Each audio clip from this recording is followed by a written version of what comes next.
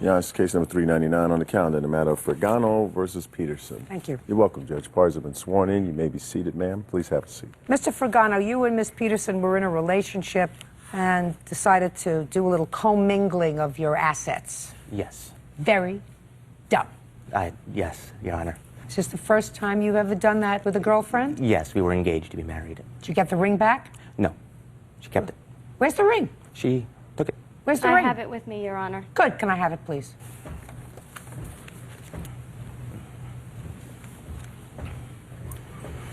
Very lovely. You don't want this engagement ring, do you? Perfect. No, I don't. And Mr. Fragano, you do want it back, I assume? Yes. Yeah, she doesn't want it.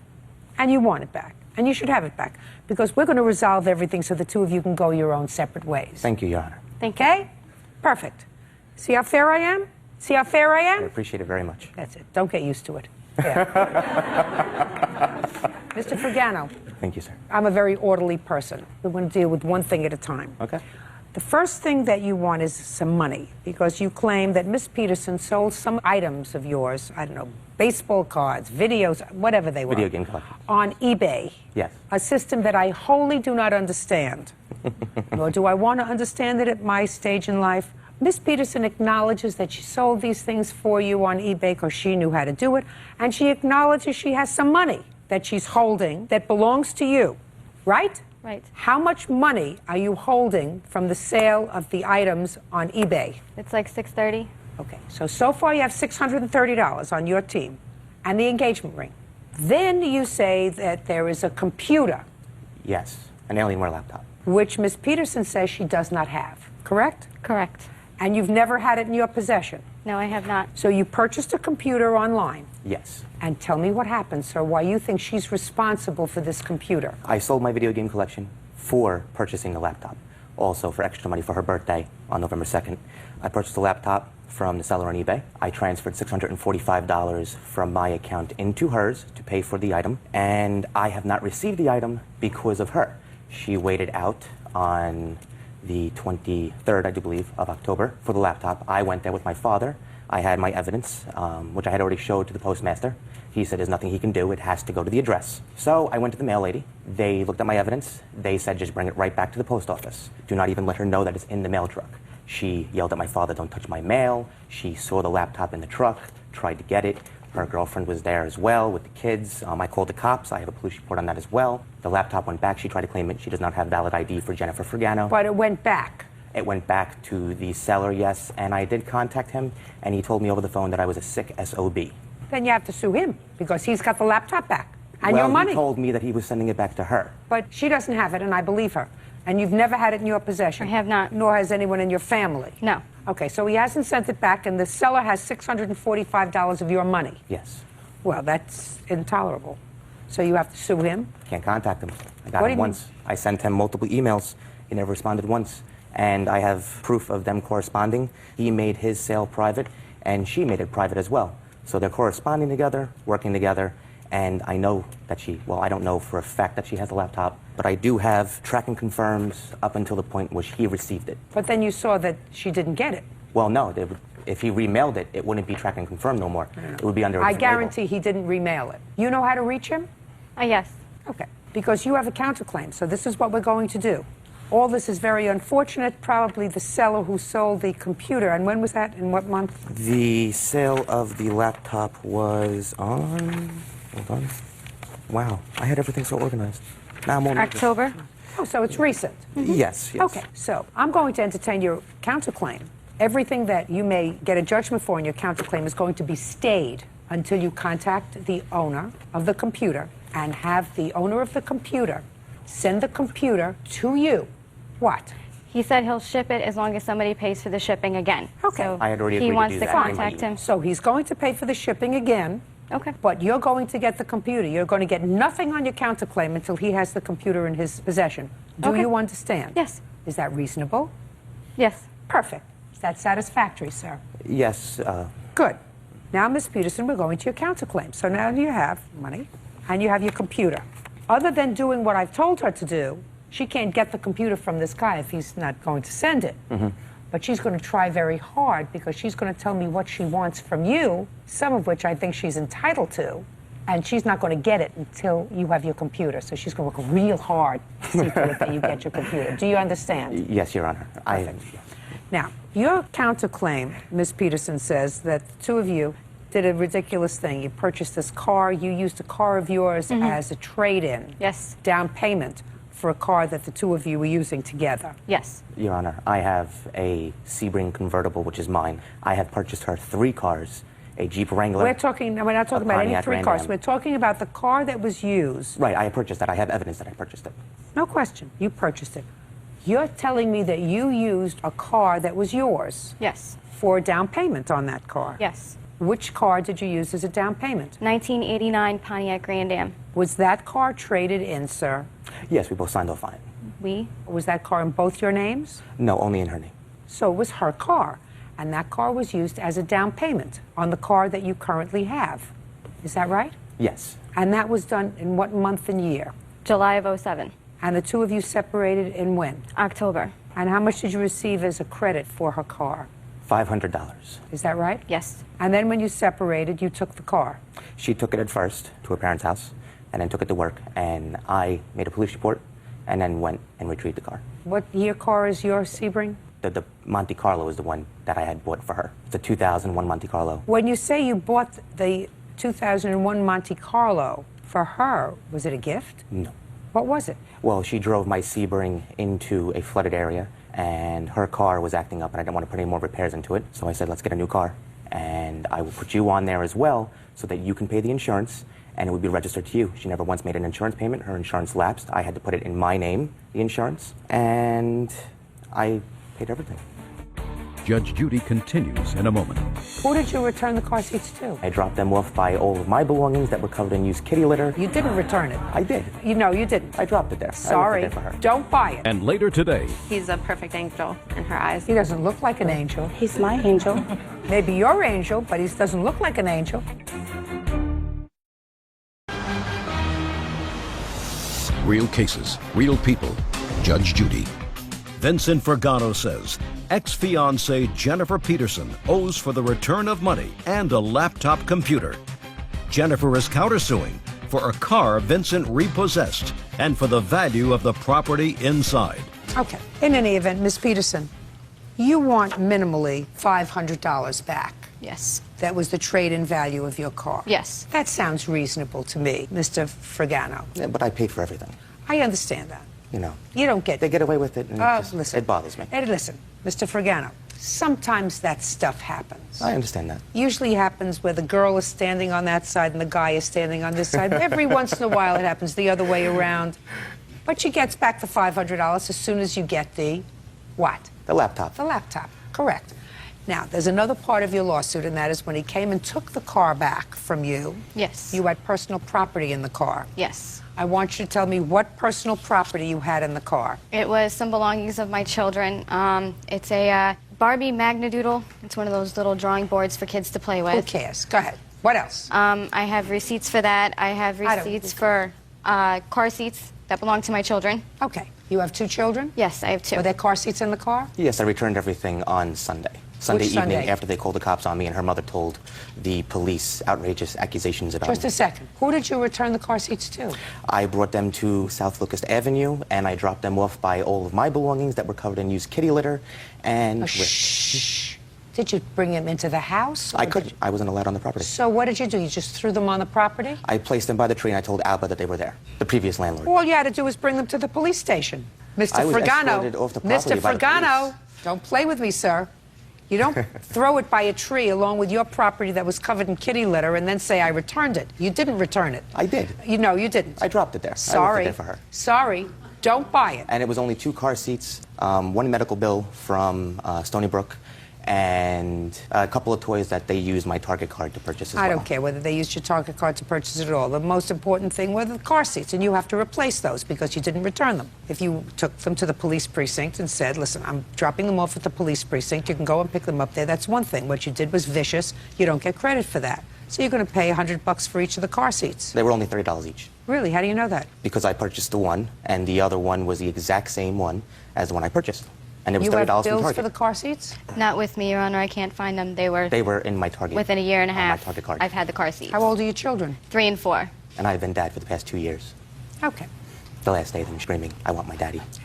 You get $50 each for the car seats. Go out and buy new car seats for your children if they still need them. So Her far, girlfriend already so purchased far, I'm me ones. speaking I'm sorry, Your Honor. because that'll cover the toys that were in there as well. So that means that he owes you $600, which I'm holding until he gets his laptop. Do you understand? Yes. Now you have your ring back. You have your money back. You're going to get your PC back. You have your down payment back, and you have the value of the property that was in the car when he took it back. Correct? Yes. Okay, now you don't like each other anymore? You don't have children together? There is absolutely no reason for you to be involved with each other? Right? That is correct, Your Honor. Go by, I have a happy appreciate it. life. Go separately and stay separate. You don't want to hear none of the drama? No, I don't want to hear any drama. I don't like drama. I make my own drama. I understand, Your Honor. Parties are excused, may step out. I took care of her kids for 2 years. I have 2 small children. Yes, he's not the father of them, and he took on that role. He's bad news. Her mom making allegations He assaulted me back in December. that I was sexually abusing the kids, physically abusing the kids, abusing her physically. He assaulted my granddaughter. Spanking, is child abuse, and he spanked my youngest. She's 3. It's outrageous. She had a handprint on her butt for 3 weeks. I don't like him. Her ex was living at her parents' house for the past year. He has no relationship with Jenny. He has a girlfriend. She went there for a whole week. I didn't know he was there. They have not been together since the youngest child. 2 different lives. Stay away from creeps like that. Don't let a man control you. And now the next case.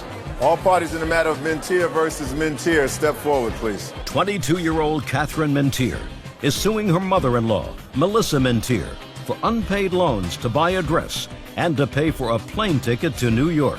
Miss Mentier, this is your mother-in-law. Yes, that is correct. And according to your complaint, you made a series of loans to her. Yes, She hasn't paid you back. that is correct. Your mother-in-law, she says, well, you're her daughter-in-law, so you're supposed to help her out. And then she said that you had her son arrested for domestic violence, so she's not paying you back any money. Oh, okay. She's wrong. Right.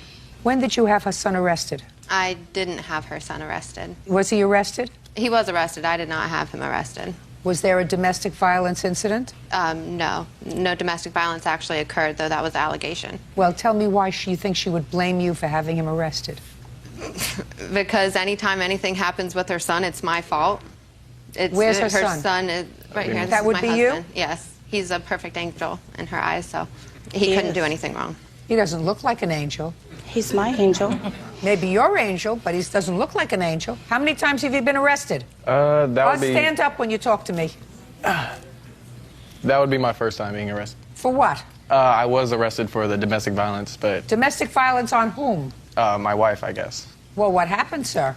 We got into an argument, and I don't know, some issues just came up, and I got a claim filed against me, and I ended up getting pulled over at McDonald's or something like that, and they pulled up a warrant that I actually had outstanding. A and warrant took for me- what? The domestic violence charge that I was given from Pataskala. And you were quickly let go. Yeah, I stayed one night in county and was released. Are you living together now? Yes. Who do you work for? I worked for her father as a chimney sweep. My previous job before that was at Circle K, but I actually quit that so I could stay home and take care of the children. Whose children? Her children, but yeah. How many children do you have? 2. How old are they? 1.5 and 6. 6-year-old is your child? No, No. neither of them are mine. I didn't ask Sorry. you anything. Let's start with this premise, Mrs. Mentier. Parents don't borrow from children. Children take, parents give. Who do you work for? I don't. I'm on disability. What's the nature of your disability? Mental. How long have you been receiving disability? About 10 years. How many children do you have? 2, How old are they? 18 and 5. Well, your mental disability didn't impair you from having another child. Do you take medication for your disability? Yes, I do. Were you taking medication when your 5-year-old was born? Yes, I was. Is your 5-year-old normal? Yes, he is. Where is his father? At work right now, I would assume. He's in the picture. Does he live with you? No. Does he pay support? Yes, he does. How much money did you take from your daughter-in-law? Well, I don't really feel that I owe her anything. I didn't ask you what you feel. I'm not interested in what you feel. People who work for disability care about what you feel, Miss Mentier. I do not. I asked you how much money you took from your daughter-in-law. I didn't take anything. She gave it to me. One gives and one takes. Do you understand? She assisted me with my rent. I didn't ask you that. $500 for my rent. Good. That's one of the things that you took from her. $500 for your rent. What else did you take from her? She purchased me a dress for the wedding. How much was that? It was actually a number of things that we bought at the bridal store that we did settle on the amount of $200 that she would pay me back. When did you settle on the amount at the bridal store? When we'd made the purchase. Is that what she spent on her dress? It was actually over that. As I'm sure she'll tell you, my dog ate a pair of her shoes one time. So the bill was actually more than $200, but to compensate for that, we settled on the amount of $200. What else did you give her? The airfare. She wanted to travel to see a friend. So What kind of friend? One of her friends, I guess, from New York. Male or female? Oh, male. Why did you go to New York to visit a friend? To get away. Where was your 5-year-old? He was at home. With whom? With my son. Was watching him. Son works. At the time, he was not. That's one of the times he was living with me, back and forth between her house and mine. How much was the airfare? $263, I think. So what you're telling me is your daughter-in-law, from whom your son was estranged, they weren't even living together, gave you money so that you could go and visit a boyfriend in New York? Is that what you're telling me? Just a second. I want to understand this. You said your son was estranged from his wife because he was living with you, so he was there to take care of your 5-year-old. And your daughter-in-law, from whom your son was estranged, I assume for good reason, according to you, gave you as a gift money so that you could go and have a good time in New York. It was their fault I was stressed. No, madam. It's your fault that you're stressed. She took my son from me. I don't think I owe her anything. Maybe I'm wrong. Maybe she does have a mental disability. I'm not sure. Let me explain something to you, sir. How old are you? 18. And how old are you? 22. Your mother has a personality disorder. I don't know about a mental disability that prevents her from working. She can certainly travel to see a boyfriend. She can certainly make a baby and take care of a baby.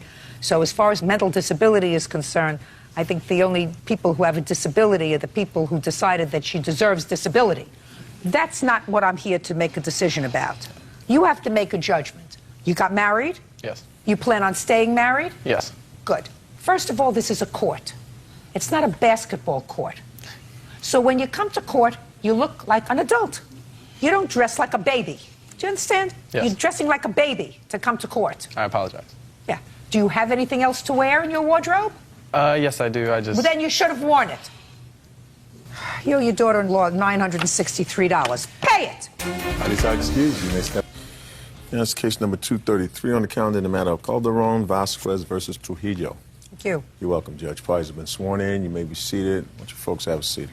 You are? Lydia Calderon, Monica's mother. Okay, but you don't know anything about this case particularly, do you? No. Except that the car belonged to you. Belongs to both of us. Are you both on the title? Yes. Why don't you sit down for a moment? You're Monica? Yes. This was your boyfriend? Yes. How long was he your boyfriend? For about 3 years. Monica, you say that he broke your cell phone and vandalized your car. Yes. He says he didn't do it. So tell me when he vandalized your car. It was like about 1:30, and he showed up at my house. 1:30 in the morning. On what date? July 28th. Where were you? I was at home. Who else was at home? My sister. It was 1:30 a.m. Do you live with your sister? Yes, I do. What does your sister do for a living? She works at Premier Real Estate. She's a And what do you do? receptionist. What do you do? I'm a cashier. Where? At Rite Aid. How long have you been working there? In October, it'll be a year. Mr. Trujillo. Yes. What do you do for a living, sir? I'm a tattoo artist. You work for yourself? Yeah, pretty much. What does that mean? I'm not working at a shop right now. So where do you work from? Out of my house. Are you licensed? No. Do you have to be licensed where you live? No. Where do you live? I live in California. And in California, you don't need a license to give somebody a tattoo with No, a you needle? don't. That's a big mistake, isn't it? Yeah. I mean, you need a license to give somebody a pedicure, Yeah. but not to give somebody a tattoo. No. You sure about that? I'm positive about that. Anyway, you make a living at this? Yeah. Well, especially since you have no overhead. What's that? No what? No what? No. Overhead. Overhead? Oh, okay. Yeah, that was over my head. Sorry. Unfortunately, Mr. Trujillo, that was true. Right. Sorry about that. All right, Miss Vasquez, why don't you tell me about what happened on the 28th of July? Okay, he showed up at my house, and he knocked on my window. I came out of my room, and I went to the garage, because he went around the house. And I had told him to leave because my sister did not want him around her house. Why did he come there? He was... He said you called him. No, I did not call him. You say in your paper, sir, that you went over to the house at 1:30 on July 28th because she called you. Yeah, we had been talking. No. Because she called you on July 28th. That's Okay. why you said you went over there, right? Right. And how did she call you? On your cell phone? Yeah. Do you have your cell phone records? No. I'm sure if I went and got them, I could bring them back to you. I mean, if you wanted to, another We date don't or do something. do-overs here, Mr. Trujillo. What we do is, when you're coming to court, you're supposed to be prepared. You know what it's like, Mr. Trujillo? You do tattooing Yeah. in your house. Right. Let's say you made an appointment with somebody who's going to get a really big tattoo. They were going to pay a whole lot of money Yeah. for the tattoo. And let's say they arrived and they sat down for you to do the tattoo and you forgot to buy ink. Right. Yeah, it's happened a couple times. That's what it's like, Mr. Trujillo, when you come here without evidence. Yeah, I understand. With just your good looks and tattoo.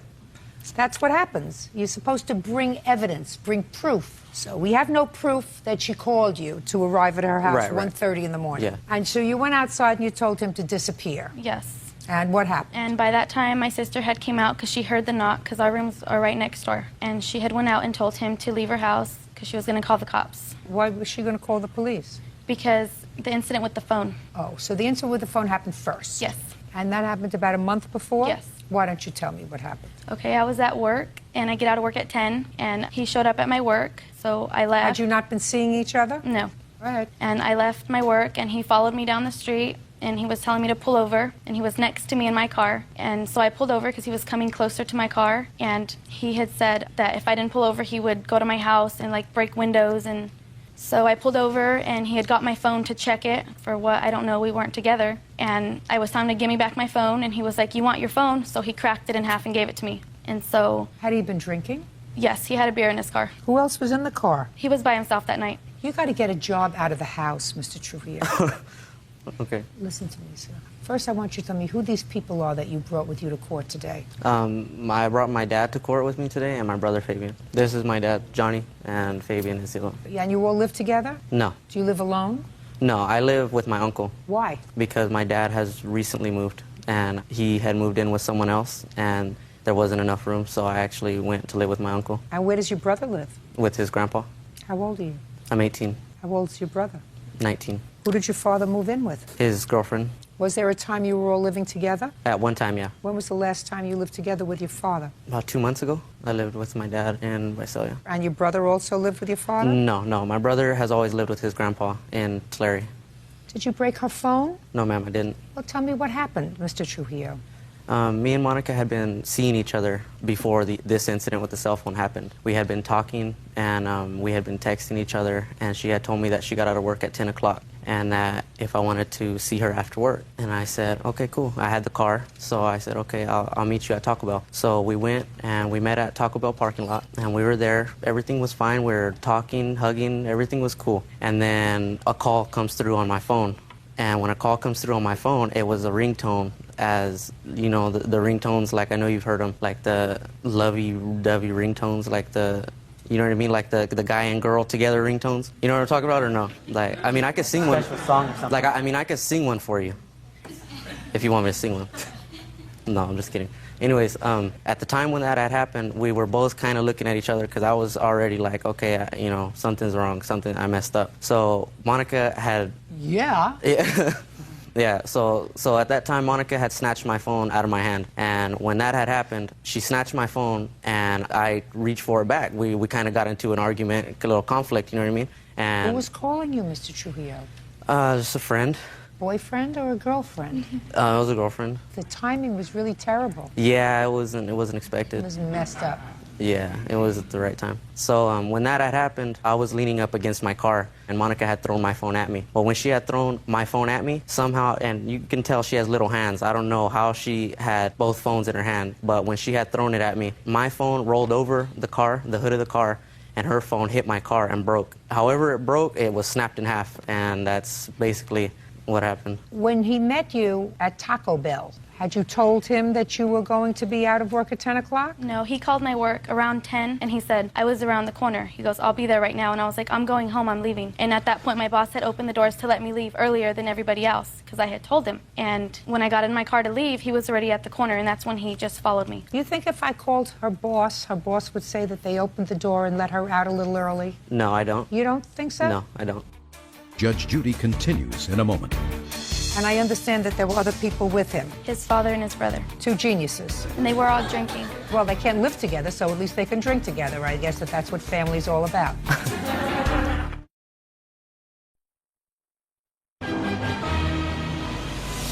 Real cases, real people. Judge Judy. 18-year-old Monica Vasquez claims ex-boyfriend Lyndon Trujillo owes for kicking her car and smashing it with trash cans. Monica also claims Lyndon destroyed her cell phone. What's your boss's name? David Centeno. Give me his number. It's my phone, and my phone is out there. The Rite Aid number, 67816. There you go. 7816? Now, Mr. Trujillo. Yes, ma'am.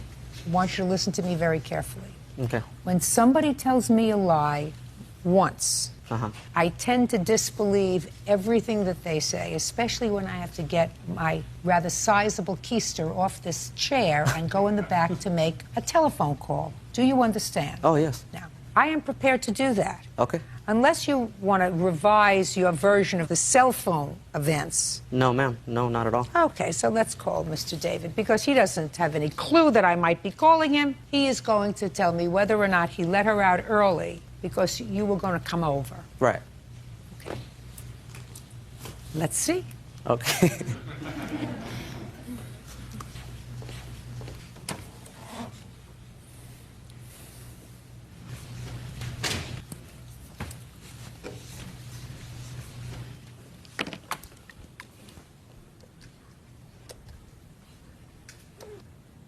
Yes, is David Centeno there, please? David, this is Judge Judy Sheindlin. How are you? Good, thank you. David, I have a question for you. I'm here trying a case with Monica Vasquez. And I want you to think back to sometime around the end of June of this year, in the evening when she was leaving. There was an incident with her boyfriend when he called the store. Do you remember that? Could you tell me what happened, please, David?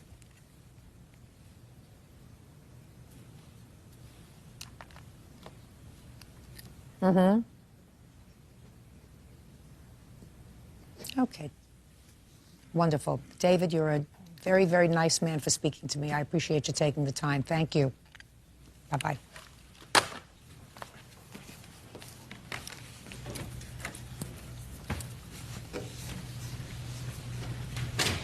Boss is a very nice gentleman. Mr. Trujillo, I suggest you spend a little less time tattooing and piercing yourself and a little more time honing your truthful skills, sir. Honing your truthful skills. Ask your father what that means. Honing your truthful skills, sir. Oh, okay. Because Mr. Centeno says that he remembers the evening very well. You would call the store. You said, I'm going to get down there before the store closes. They let her leave early, and they stood there to watch her get in her car and take off before you got there because she had already broken up with you, and she was afraid about what was going to happen if you got there. Okay. Okay? Okay. So now I believe very little, sir, of what you're going to tell me. So now he owes you a cell phone. Now I want you to tell me what happened when he vandalized your car. Okay, that was the night he showed up at my window. That's correct. Okay. And you came out, and you told him to leave. Sister came out, and you told him to leave. And I understand that there were other people with him. His father and his brother. Two geniuses. Yes. And they were all drinking. Two geniuses. Well, they can't live together, so at least they can drink together. I guess that's what family's all about. Go ahead. And my sister had told his dad to keep him away from her house. And his dad didn't really understand what was happening because Lyndon didn't let him know about the night with the cell phone. So he didn't understand why my sister was... I think if there wasn't a cell phone, his father wouldn't have understood. Go ahead. So after that, my sister had told him she was going to call the cops. and get a restraining order on him. And at that time, Lyndon was mad because his dad had told me, well, then I don't want her calling him or at my house. And I had said, I haven't called your son and I haven't been to your house. And at that time, Lyndon had got mad and they were drinking, so he kind of like pushed my sister. And at that time, when he got angry, my sister ran to the house to call the cops. And at that time, I had ran back to the house too because he was still mad. And he followed me to the garage door on the side of the house. And when I closed the door and locked it, I could feel him trying to open it. And at that time, he just went to the front of the garage where my car was parked. And I heard a loud noise. And at that time, I had lifted the garage door up because my sister had came out. And we seen him leave the side of my car and get into his dad's car. And the two trash cans were against my car, laying against my car. You have pictures of the car? Yes, I do. I'd like to take a look at it.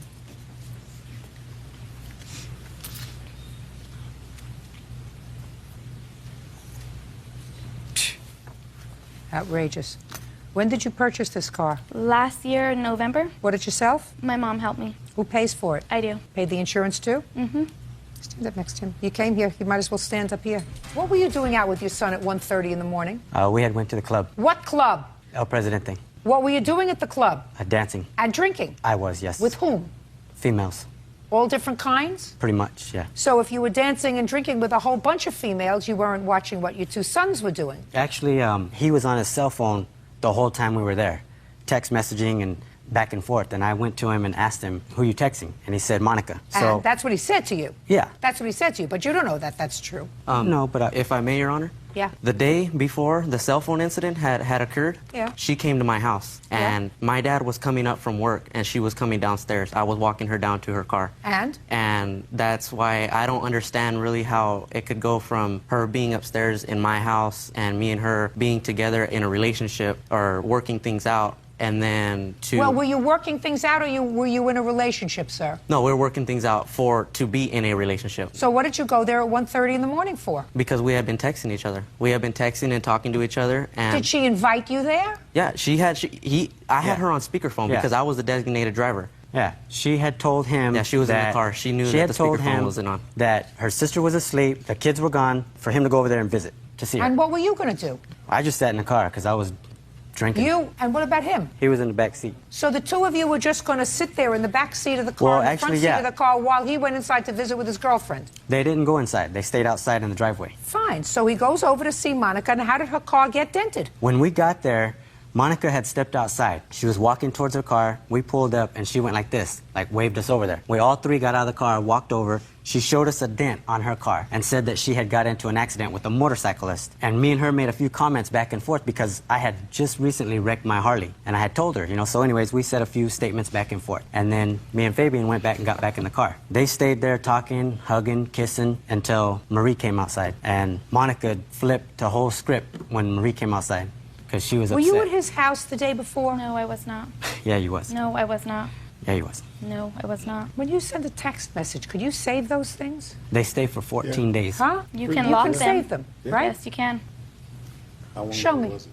Your Honor, I don't have my phone with me. I don't have any proof right now, Your Honor, so it's... Why don't you, sir? Because I came unprepared. I came on intentions of knowing that what I know is true. Is everything that you said just now as truthful as you went over to the store the end of June, invited by her to come over to the store? What, to her store, Rite Aid? Yeah. No, I didn't go to Rite Aid. Oh, no. No, I said I went to Taco Bell. I drove to Taco Bell. She was at Rite Aid when we had talked on her. Why would you think, Mr. Trujillo, that she would say to her boss, concerned, I just want to get out of here before he comes over, and the boss distinctly remembers all the employees watching her get into the car to make sure she was safe and leave? But I wasn't in her parking lot, though. I don't care whether you were in a parking lot or not, sir. Why do you think the boss would remember that? Oh, yeah, no, I don't disagree with the boss, no. I'm not saying that. She got in her car, but I'm saying what I'm trying to tell you, though, is that I did not go into her parking lot. No, what you said, Mr. Trujillo, was that you had an appointment to meet in Taco Bell. Yeah. And that, sir, is a lie. That, sir, is a lie. That we met in Taco Bell? It is a lie that you had an appointment to meet at Taco Bell, because when she heard from you, she asked her boss if she could take off because she was concerned about her safety. They all watched her leave. Then why would she have pulled into Taco Bell if she knew that she could have got away from me? I don't know what you were doing, sir. And I don't know what your drunken father was doing or your drunken brother was doing on the night this happened with the car. I have no clue. All I know is, sir, you lied to me once, and you also don't know the law in the jurisdiction where you live because you're required to have a license to tattoo. Sir. Okay. And what is your address? My address right now? Where you're doing the tattooing? In a house. On What is the address? I don't know my address. I just know it's on Bradley Street. I've only been there like a month, 2 months, so I don't know the address. I don't get mail there. Did you make more than 3 children or Only just 3? Only 3. Only 3. So far you got 2 losers, right? 1, I don't consider 2. them losers, but... Well, so far they haven't done anything to make you proud. Sure they have. I don't see I it. graduated high school. That made me proud. Oh, my God. My God, that's like the 8th wonder of the world. That's an accomplishment in this family. That's right. I'm sorry. You got to do something with it once you graduate from high school. Yes, I totally agree. So pleased that you agree with I me. am. I've been looking forward all year for a person of your stature to agree with me. Judgment for the plaintiff in the amount of $950. That's all. Goodbye. Parties are excused. You may step out of Ellison versus Altman. Parties have been sworn in. Judge, you may be seated. Why don't you folks have a seat? Huh? Thank you, Bird. How old are you, Mr. Ellison? I'm 19. And where do you live? I live in Abilene, Texas. Yes, ma'am. Do you work or go to school? Yes, ma'am. I move furniture. According to your complaint, you were gambling at the defendant's gambling establishment, playing slot machines, and you hit a jackpot. Yes, ma'am. And Mr. Altman refuses to pay you the jackpot. Yes, ma'am. Mr. Altman says that you cheated, somehow rigged this machine, Yeah. and he doesn't pay cheats. Yeah. Mr. Altman, I want you to tell me what kind of gambling establishment this is. Judge, it's strictly games, machines. There's no tables, nothing like that. What is the policy with regard to paying out jackpots when somebody wins in the establishment where Mr. Ellison allegedly won the jackpot? Our policy is that if it's after 5 p.m. and over $300, they have to wait till noon the next day to get paid. Is that posted someplace? I'm going to show you a picture of it right now, Good. Judge. I assume it's a dated picture. When did you win the jackpot, Mr. Ellison? I went on July 26th. Okay. That doesn't show me anything, Mr. Altman. Okay. You show me where that's posted. I'd have to take you to Abilene and show No, you you where wouldn't it's have to. posted. You don't have to take me anywhere. All you had to do was take a picture of where it was posted, not a sign that you just made up. Aside from the fact that in your answer, Mr. Altman, you don't say it was posted. You just said it was policy. You can give that back to him. It's useless. And Mr. Altman knows it's useless. You see, Mr. Altman, because if you're a businessman, and I assume that you've been in court before on something, so you know that if you sign an affidavit, you would want to put in the most important thing in the affidavit, which is that prominently out there, right under the office, is a big sign that says any jackpot over $300 that's hit after 5 o'clock has to wait till the next day. But you don't say that here, sir. You didn't say that anywhere in your answer. Okay. You just brought me a lot of nonsense there. That, who are you? I'm his daughter. That your daughter put together for you. Now. See, you didn't think I'd be so smart. You thought only smart people live in Texas. They grown smart in Brooklyn, too. Right. Now, was this the first time you were in this gambling establishment? No, ma'am. I've been in there over 5 times. And who are these people? This is my girlfriend and my friend. Were they with you? Yes, ma'am. So tell me what game you were playing on July 26th. I was playing a Keno. It has all kinds of games on it. And Bobby had a guy up there working for him. Who's Bobby? Bobby Mr. right Altman? here. Yes. Yes, go ahead. He had a guy up there working for him that seen me feed them machines with money, put money in money, because that's all I do is gamble whenever I got free time. And I hit a jackpot. It didn't come right off the bat. It had 4 kings, and the jackpot's 5 kings. I hit 4 of a kind, and I hit the draw button to draw another card, and it hit a king. And the guy working looked at me and said that the guy ain't gonna pay you the money. Don't tell me what he said. So you hit the 5 kings. And what time was this? About 4 o'clock. Were you with him? Yes, ma'am. You stand up here. What's so funny? Nothing. What's your name? Levi. What do you do for a living, Levi? I move furniture. Did you graduate from high school? No, ma'am. No. Did you graduate from high school? Yes. When? Last year. You have a cell phone? Yes, ma'am. You have a computer? No, ma'am. You know how to use a computer? No, ma'am. I don't either. It's okay. I'm just trying to figure out how clever you are with electronics, because that's Mr. Altman's defense. So when these 5 kings came up, you said, I won. Yes. And I understand that because of legalities, they can't pay you in cash, they pay you in Walmart cards. Yes. How much were you supposed to have won? $1,358.12. So why didn't somebody pay him, Mr. Altman? Well, for the first reason, well, I wasn't down there. You don't have to be down there. You have a business. Right. When they called me at home and told me that a man had won the jackpot, I told him to tell him to come back at noon tomorrow and he'll get paid. Why did you do that? Because I assumed that he had won a legitimate jackpot. Why didn't you go down there that day? I did go down there. An hour or so later, I did go down there. Just a second. Why didn't you go down there to pay him? If your employees don't have the authority to pay a jackpot. It's not only that they don't have the authority, but we normally don't keep that kind of money on hand in the evening. A Walmart will only allow us to buy $500 worth of cards a day. How much money did you pay out on July 26th, sir? I don't know how much offhand, but more than the $1,300. Really? Really. You mean most people win when they come to your business? Well, a lot of them do. I want to know why you didn't go down there immediately to pay this man. What kind of gambling establishment says come back the next day for your winnings? Shh. Well, I never heard of such a ridiculous business. if you don't have the cards on hand, You have to have the cards on hand if you offer a jackpot. well, I mean, I just came back from Las Vegas. Can Right. imagine if I put money in a machine and it came out that I won $5,000. And Mr. Wynn said to me, come back next week. I'm going to get some money together and pay you your money. You know how long you'd be in business? An hour. and I guarantee you that if he thought you cheated him, How would you It know would on the be a whole telephone? Hey, different Mr. story. Altman, that's nonsense. How would you know on the telephone that somebody cheated you? I didn't know on the Then you should have telephone. gotten your rear end down to your business and paid him that day or gone down to investigate that day. You don't say to your customer, come back tomorrow. That's the most ridiculous thing I ever heard. Does that sound ridiculous to you? You ever go to a casino where they told you to come back tomorrow to get paid? No. Well, I'm asking you. I mean, you're going to be 50 soon, and I assume that you've been to Thanks. casinos. I thought I would... Tell everybody, right? Now, so I assume you've been to a casino I've been to a more than casino one or or two, twice. Did you ever win a jackpot? No. Ever win a little jackpot? Not really. No, well, I would stay away from casinos if I were you. Have you ever been next to anybody that won a jackpot? I was next to somebody who wanted to Oh, jackpot. good. Have you ever heard of somebody saying to them, come back the next day to be paid? I have never heard of it, Judge. And neither have I, Mr. Altman.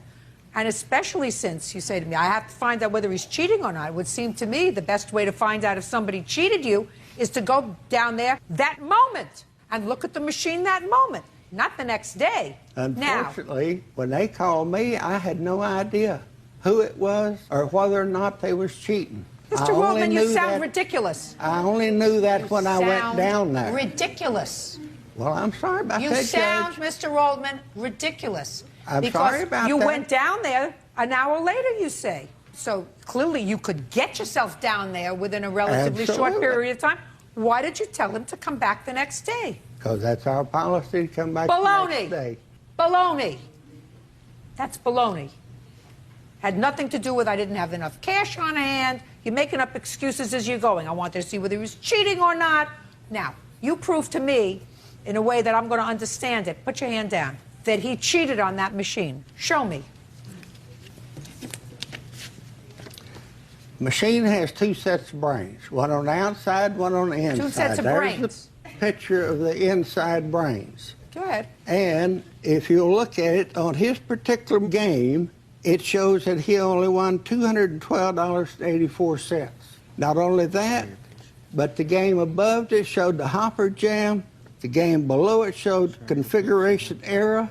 That would only happen if somebody had messed up the brains. Well, how does somebody mess up the With brain? their cell phones. How does somebody mess up your game with your cell phone? Well, when we flew in here last night, they announced all cell phones must be turned off Well, while in just tell flight. me. Just tell me. Because they will occasionally interfere with the electronics of the airplane, the hospitals, the games. Mr. Altman, I just came from Las Vegas, my friend, and sat at those slot machines, those quarter slot machines, and talked to my friends on the cell phone, and nobody in the Wynn, the Bellagio, any casino that I've ever been in Las Vegas says you can't use your cell phones because you can jam the machines because slot machines have two brains.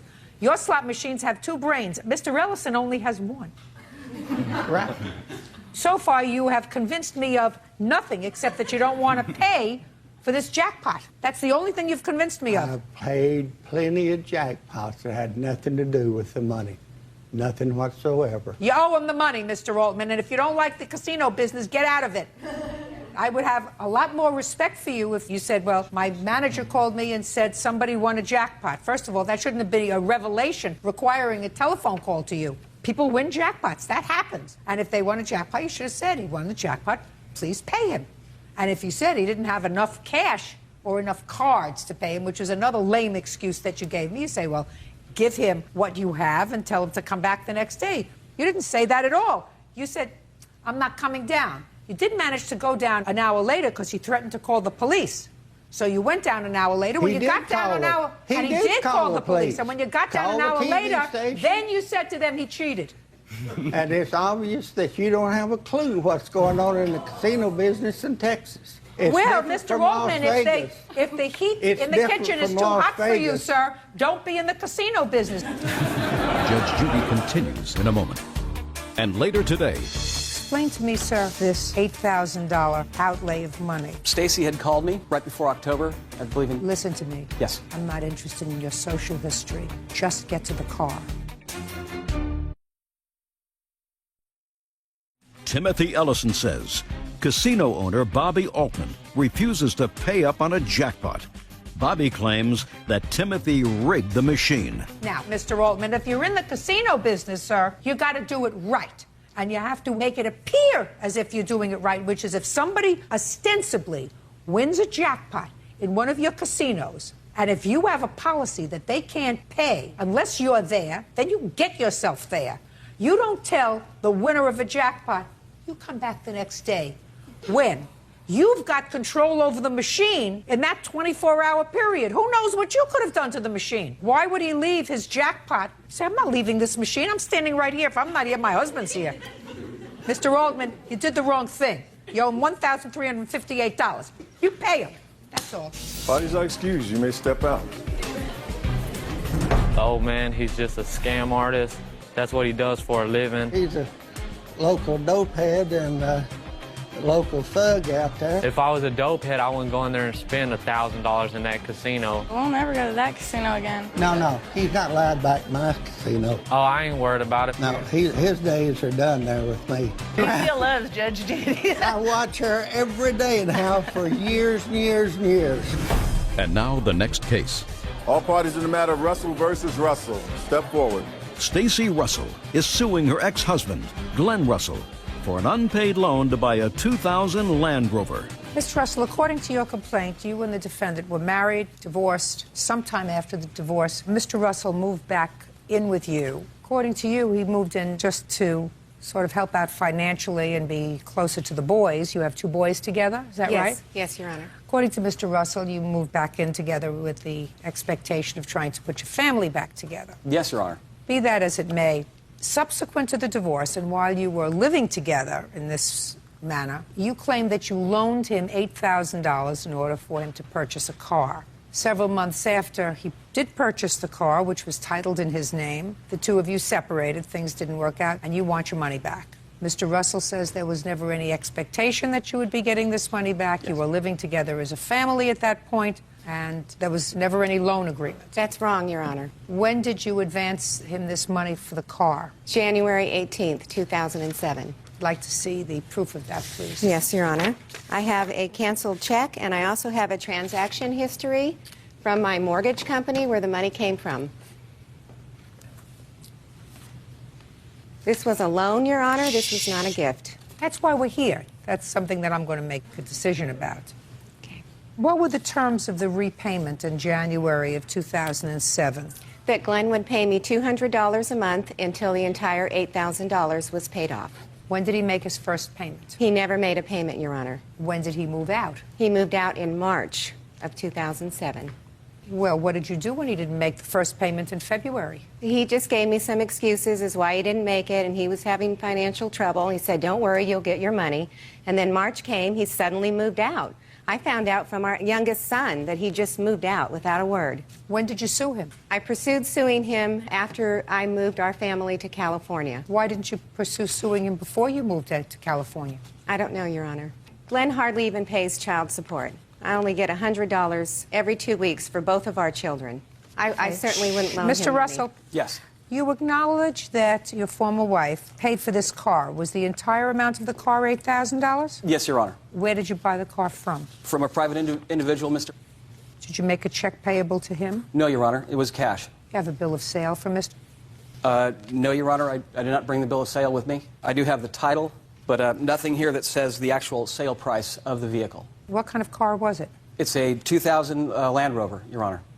Okay, Mr. Russell. Explain to me, sir, your version of this $8,000 outlay of money for your car. Okay. Stacy had called me right before October, I believe in... Listen to me. Yes. I'm not interested in your social history. Just get to the car. She gave me the money for... Just tell me how that came about. I had mentioned to Stacy that I needed a new vehicle for my business. I am in the flooring sales business, and I do go to people's homes. And at the time, I was driving a 1996 Cadillac, which is pretty beat up, in need of major work. And I had done some research on the internet, found this vehicle, mentioned to her I would like to have this, and she knew that I didn't have the money to afford this, so she gave me the money to buy this vehicle. She has two children that she's supporting. Yes. You indicated that you have a 16-year-old son and you were going to give your old car to your son. Yes. Did you do that? No, Your Honor. Good. You're going to sign the title over to your former wife, sir. Then she's going to make arrangements to come and get it. Have him sign over the title to the car. Then it's your car. Now, Mr. Russell, now what you're going to do is you're going to retrieve your car and sell it, and hopefully you will be able to recoup the entire amount of money that he owes you. Do you understand? I understand, Your Honor. Very good. Sir, you don't take money from the mother of your children who's supporting your children when you're contributing. I'm speaking. When you're contributing $100 every 2 weeks for the support of your children, you don't take $8,000 from her. Did you sign it? It's small. I have to read this. Read it carefully while I'm sitting here and sign where you're supposed to. We'll fill in the blanks, sir. You just sign your name. Good. Now she gets the title after Bird looks at it. Thank you very much. Now you can go buy yourself a car, sir. Save your own money. Save it from the child support you don't pay. That's all. 344 on the calendar in the matter of Burke versus Boma. Thank you. Parties have been sworn in, Judge. You may be seated. Folks, have seats, please. Ms. Burke, the defendant is a former boyfriend of yours. It is your claim that he kicked your car. He was angry. The defendant has what is an interesting defense, which I will get to in a moment. When did this happen? This happened on September 9th. Don't ask me. I don't know. I wasn't there. Yeah, it happened on September 9th. Where were you?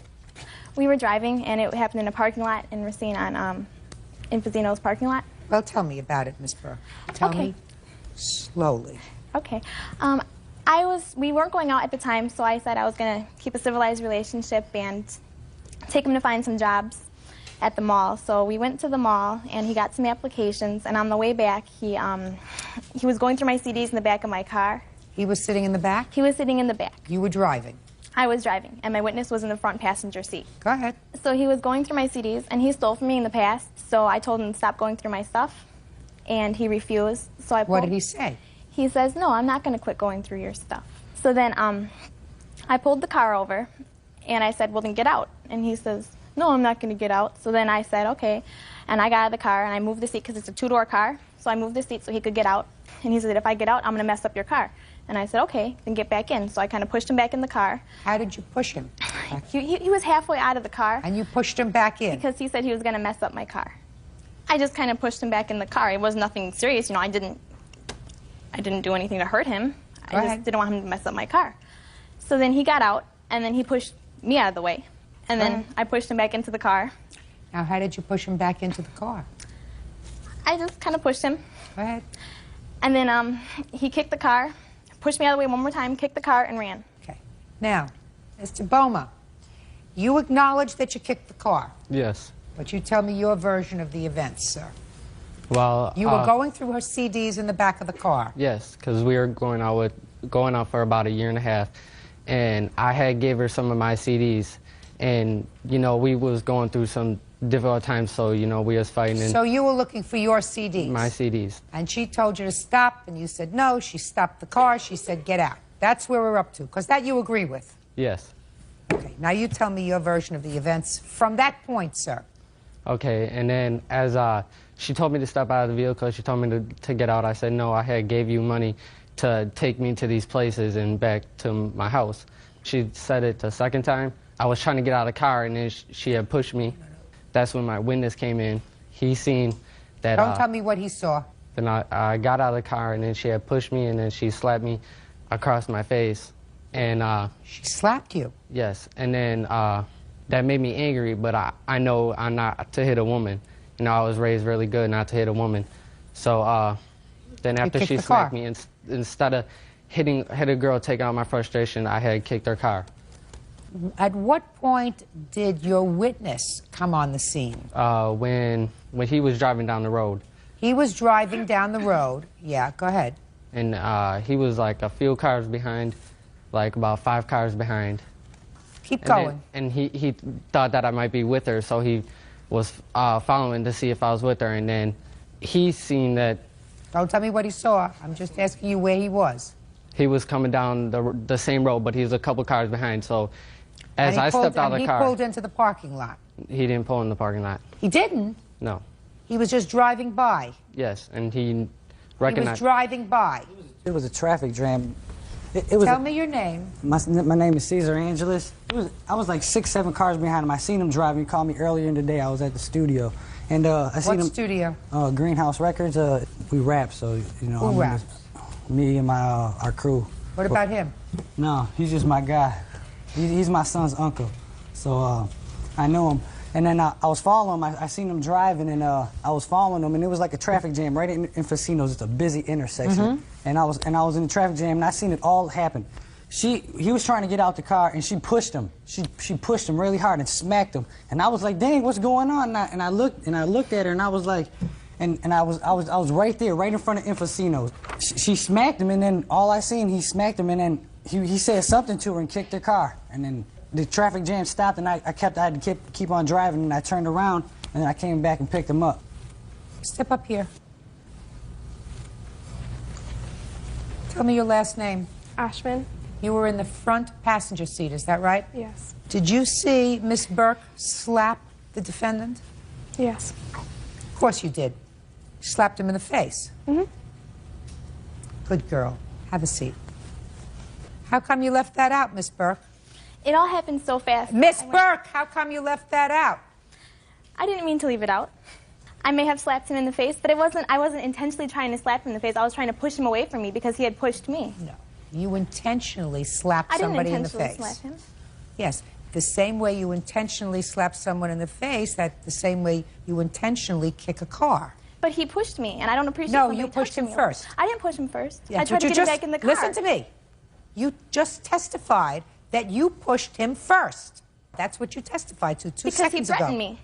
No, he didn't. He said he was going to mess up my car if he got out. That's not threatening you. That's threatening your car. Okay, he threatened my car. That's why you put your hands on my him. property. You don't seem to understand that you can't put your hands on somebody, madam. You cannot put your hands on somebody. He put his hands on me. No, you put your hands on him first.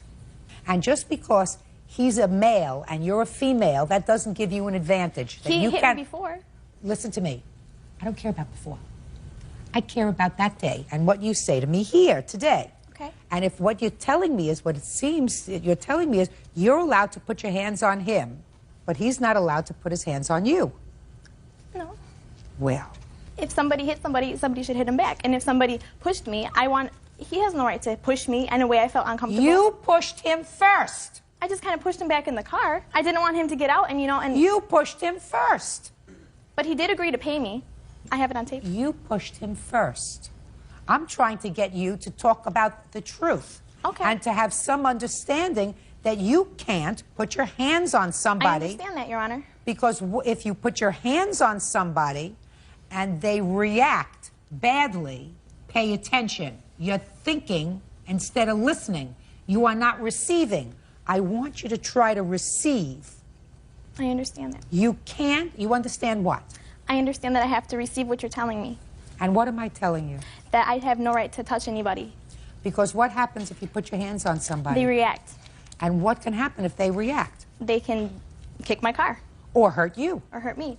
And he chose to kick your car He rather hurt me than to too. slap you back. He shook me. Miss Burke, I think you're a fibber. Darling. Judge Judy continues in a moment. Her boyfriend tried to pound it out with a hammer. No. Did anybody touch this car? It looks like somebody touched this car. I tried to push out the dent. And she's not certified mechanic. That she's worsening the damage. That was stupid. And later today, I care very much about my cat. I don't care about you. You told her in June you were going to be coming for the cat, but you didn't go there until July. That's 6 months. I went there several times. That's a lie, Your Honor. real cases, real people. Judge Judy. Breanne Burke says ex-boyfriend Daniel Boma kicked her car. Daniel admits to it, but says it was retaliation for getting slapped in the face. I think you're a fibber, and I think you're trying to contort this story to make it most favorable to you. Fortunately, you bring your own witness who tends to corroborate what he says. I believe he saw what he saw. This young man who, at first I said, oh, that's convenient, somebody just driving by and witnessing the whole thing. I believe him. And you don't seem to get it. You bear a responsibility. You put your hands on somebody, you're not permitted to do that. And if they react badly, you still bear a certain responsibility. Right. Instead of slapping you in the face, he kicked your car. Mm-hmm. Which would you prefer? He could have slapped me in the face. You prefer that he hit you instead of your car? Yeah, that's going to cost so much money. And he has agreed to pay it, though. Even though he did kick it, He agreed to pay it, then what are you doing here? I have it all on tape that he agreed to pay it, but he's not paying. Pay careful attention. Oh, you mean he's not paying? He said he was going to pay for it. He said he was, but he's not. How much is the cost of the dent? $900. I have the estimates right here. Would you like to see? How old is your car? It's a 95 Neon. Let me see it, please. Okay. I have pictures in the... I would like to see the dent that he put in your car. Thank you, Bert. You mean right in the back? Yep. Okay. Well, that looks like 2 dents. It was a big dent. Ma'am, can I say something? Sure. What happened was, when he kicked the car, there was initially 1 dent from his foot. Her boyfriend tried to pound it out with a hammer. No. Did anybody touch this car? It looks like somebody touched this car. I tried to push out the dent. And she's not certified mechanic. That she's worsening the damage. That was stupid. I didn't want to drive around with a big dent in my car. It was so ugly. And he doesn't have a job. He doesn't have any money. I don't see how he would have paid for it. That's why I'm taking him to court, because it needs to be fixed. He's not going to fix this for $900. Well, two things. A, you are partially responsible for it. And B, because clearly there were ripples in it. And the ripples in it are from you trying to get it out. So if you made it worse, he's not, you're not losing, right? He's not going to pay for that. He's not going to pay for that. You've got to learn to do 2 things. You've got to learn to keep your temper, and you have to learn what your responsibility is. He had no right to kick your car. He acted out of temper because you hit him. Okay. You hit him. Now, I don't know how much it would cost to get out the 1 kick that he did put in, because right now I can't tell what he did to the car and what you did to the car. This is after you try to fix it, right? Right. Okay. Do you want to hear the recordings that he left me? No. Okay. I just told you. Hear the recordings. He said, I'll fix the car, right? He said, I'll fix the car. You tried to fix the car and made it worse. After he saw that, he told me that he was going to fix it. And he even tried to push it out. He's like, I'll push it out. We went over to his house. He said he was going to give me $100.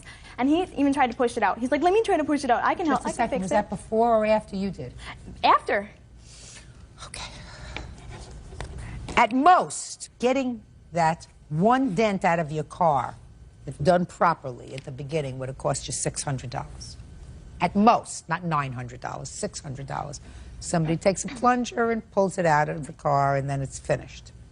I believe you're half responsible for what happened to your car, because but for the fact that you hauled off and hit him, he would not have reacted.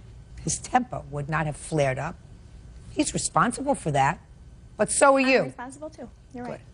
And he's also not responsible for the additional damage that you inflicted on your car when you or your friends try to pull out the dent, push out the dent, whatever you decided to do. Right. So I'm awarding you $300.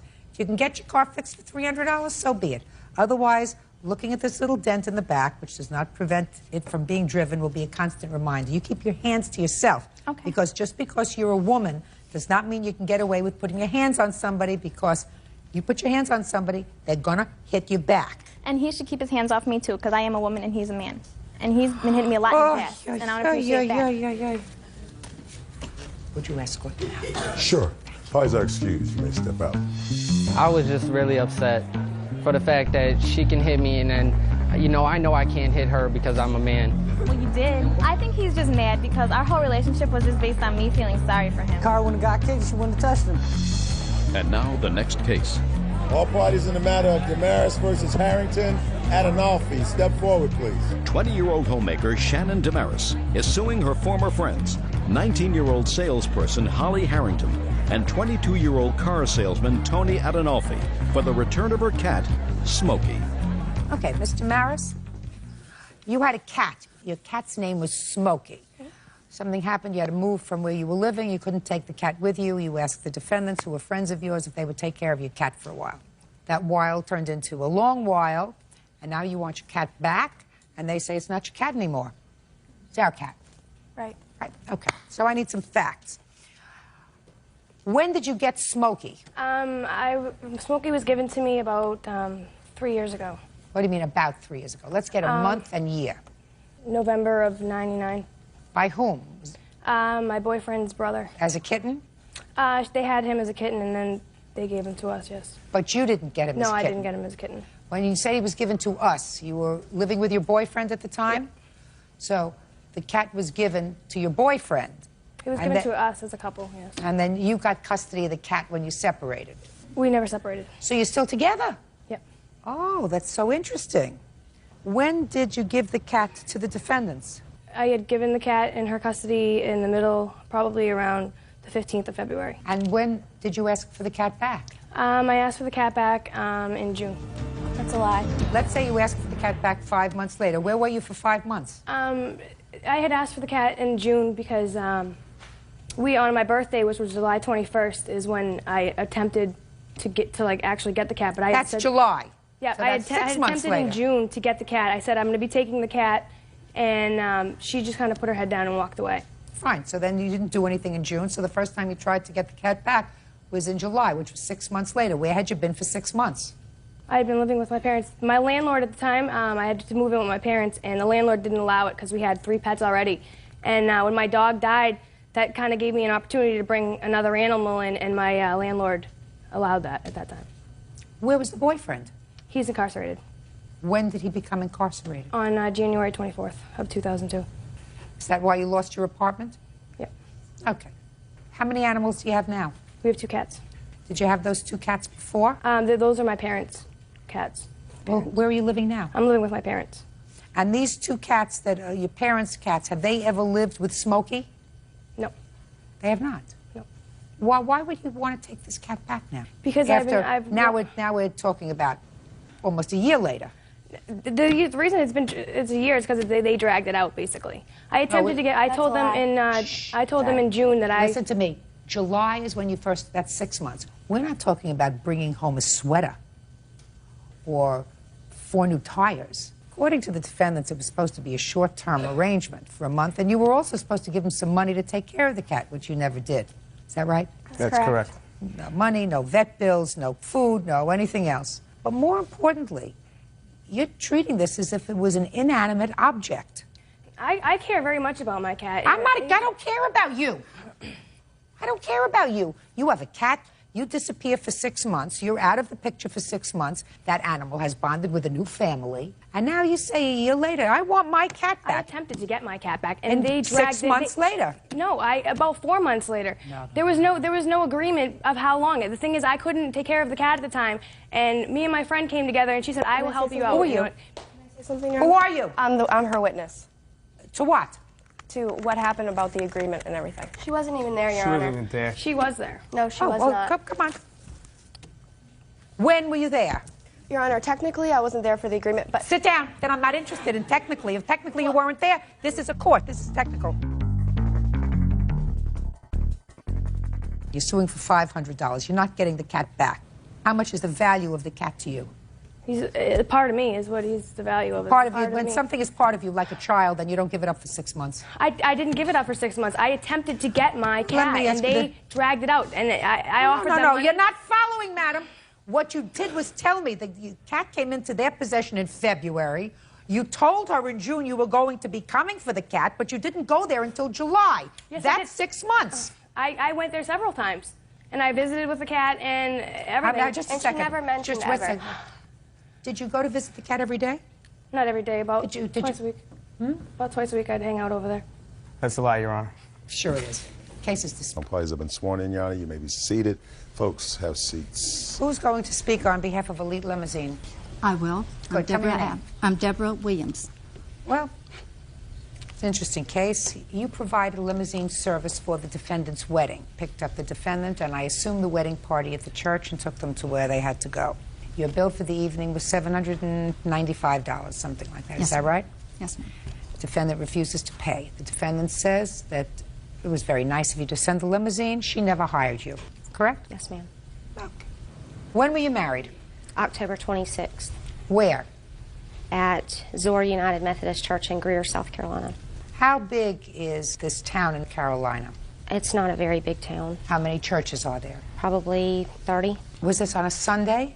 It was a Saturday. Is it your experience that all 30 churches, or most of them, have weddings on Saturdays? Usually, yes, ma'am. Booked a lot in advance, right? Mm-hmm. So you want to try to explain to me your theory of how they arrived at your church to pick you up at your wedding on the 26th of October, just at the time that you and your wedding party were leaving the church. Explain that to me.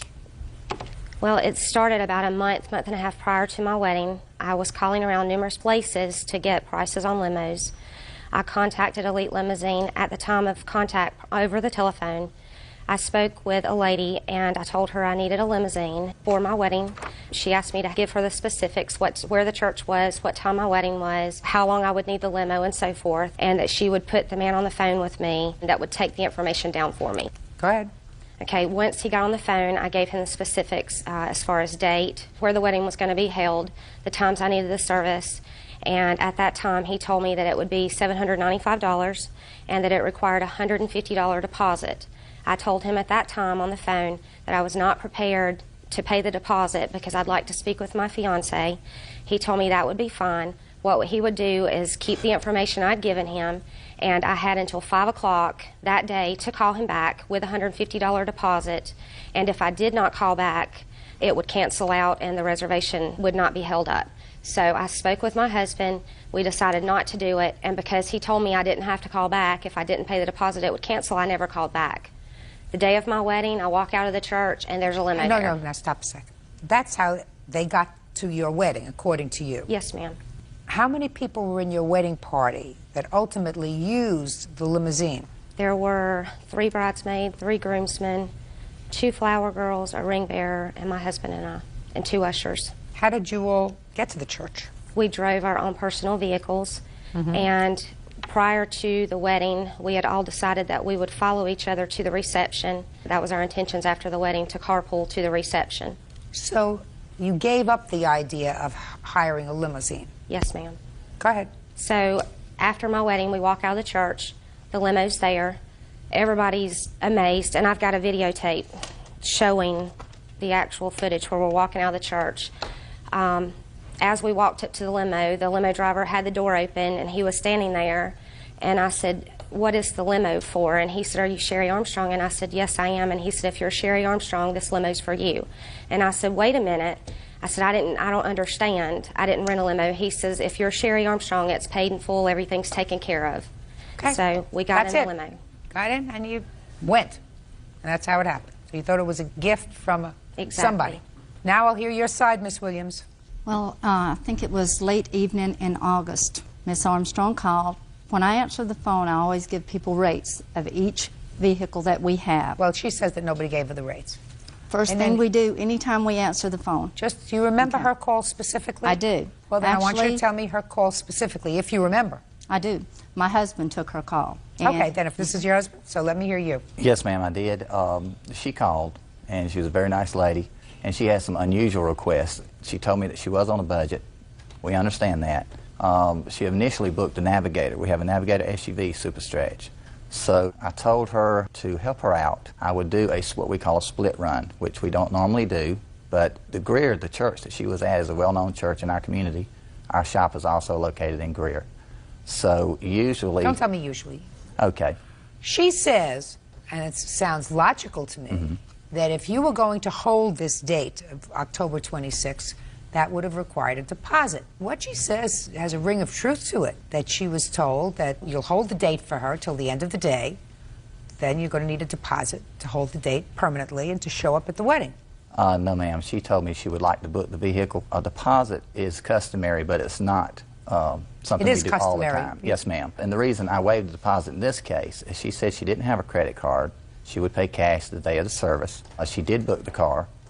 She gave me the information where to pick her up at the church. She said she was going to the City Club, from the City Club wherever, which was after their reception. And the reason I gave her a flat rate is because we did do a split, and she wanted to be picked up back at 4 o'clock from 4 to 8.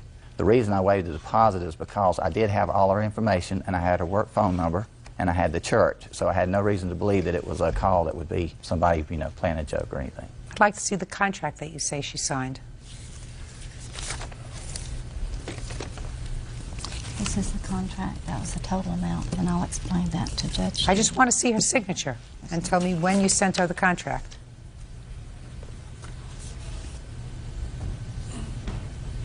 Well, this was signed on the day of the wedding. Yes, ma'am.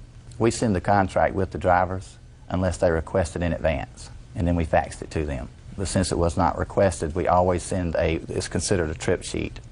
Each driver has that with them. Tell me about this contract. Okay. That contract was explained to me as a damage waiver. 5 hours into I'd already been to my reception. The limo picked me up at 4 o'clock, like he was supposed to. At 4 o'clock, we went to the church. We cleaned the church up.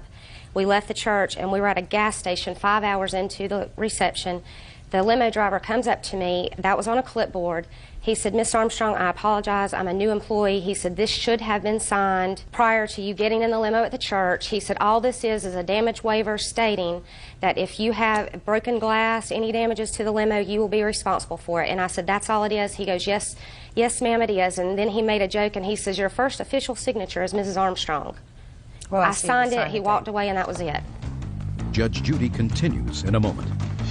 You and your husband got in the car, 1, 2, 3, snap, snap, snap. If you think that's a gift, you come out of the church, you stop, you say, my God, what is this? My goodness gracious me, where did this come from?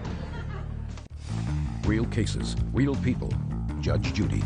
Deborah and Gregory Williams claim they've yet to be paid for a limousine rented for Sherry Armstrong's wedding. Sherry denies ordering the limo. Okay, Mr. Williams. You have your driver here? Yes, ma'am. I'd like to see your driver. I'm Gene Thompson, Your Honor. Did you make a mistake, Mr. Thompson, that day? No, ma'am. Mr. Williams, did you make a mistake, sir? No, ma'am. I'm not so sure. I mean, I've dealt with limousine services before, and it's not usually handled this way. Well, it's a judgment call for us waiving the deposit. It's not a judgment call, Mr. Williams. It's business. If you told me that you knew this lady, that she came as a reference, that she came through a relative, that you knew her at all, and you decided that you were going to waive the deposit and hold the date anyway, maybe I could understand that. But someone who's calling you from the yellow pages that you don't know from a hole in the wall, you don't waive the deposit and hold that date and hold your Suburban. What if somebody else calls you and then she decides at the last minute that she's not going to use your service? Ms. Williams can answer that. She did call back and she reconfirmed the date. Oh, really? Yes, Tell me about that. About a week prior to the event, I got a call. I would assume it was Miss Armstrong. She did not say she was. She was calling to check to be sure that her limo was confirmed. And she spoke about the number of people that would be in there. I said the limit in the Navigator is 15 people. She asked if more people could get in there. I said, no, ma'am, that's the capacity. We have a larger vehicle. I never called back. I did ask them about the capacity, the first call I made about a month and a half prior to my wedding. I never called them, nor did I go down there or pay any type of deposit. I didn't ask you about going down there, paying any kind of deposit. I asked you about a telephone call. I called one time, and it's a month and a half prior to my wedding, and that's it. How many other limousine companies did you call? Probably, I would say at least 8. Who was the cheapest? They were, actually. Then what changed your mind about having a limousine pick you up at the wedding? My fiance and I talked about it, and we just decided for $800 it just wasn't worth it, so we decided not to do it. And I'd like to see your video. Okay.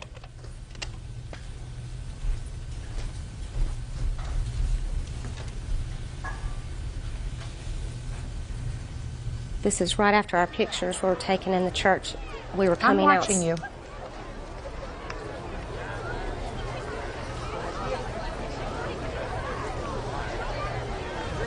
Whose car is the black car? Is the dark car right over there? The black car there, I'm not sure. That must be a guest.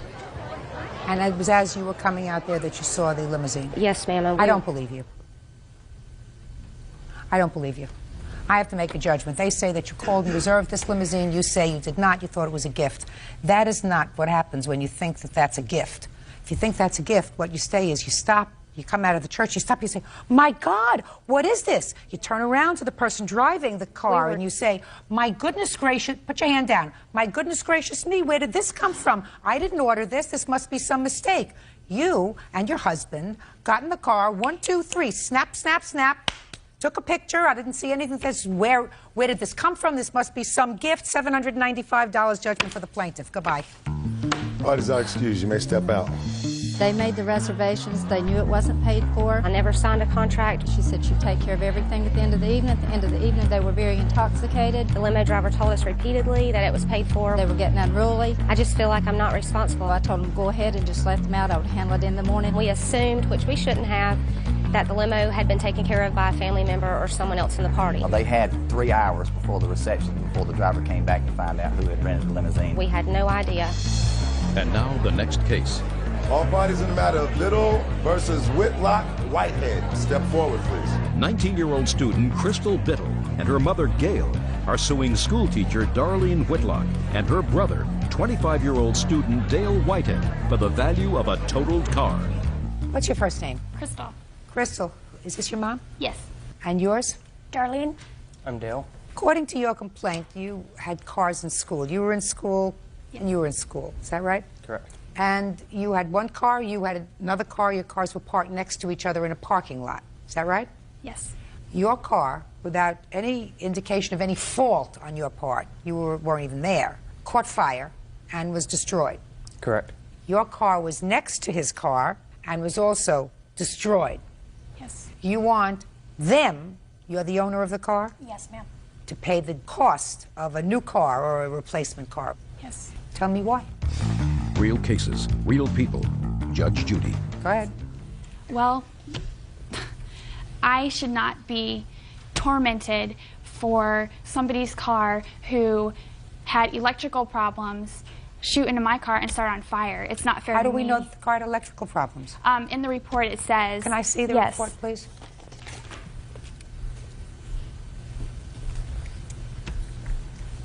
Let's see what it says.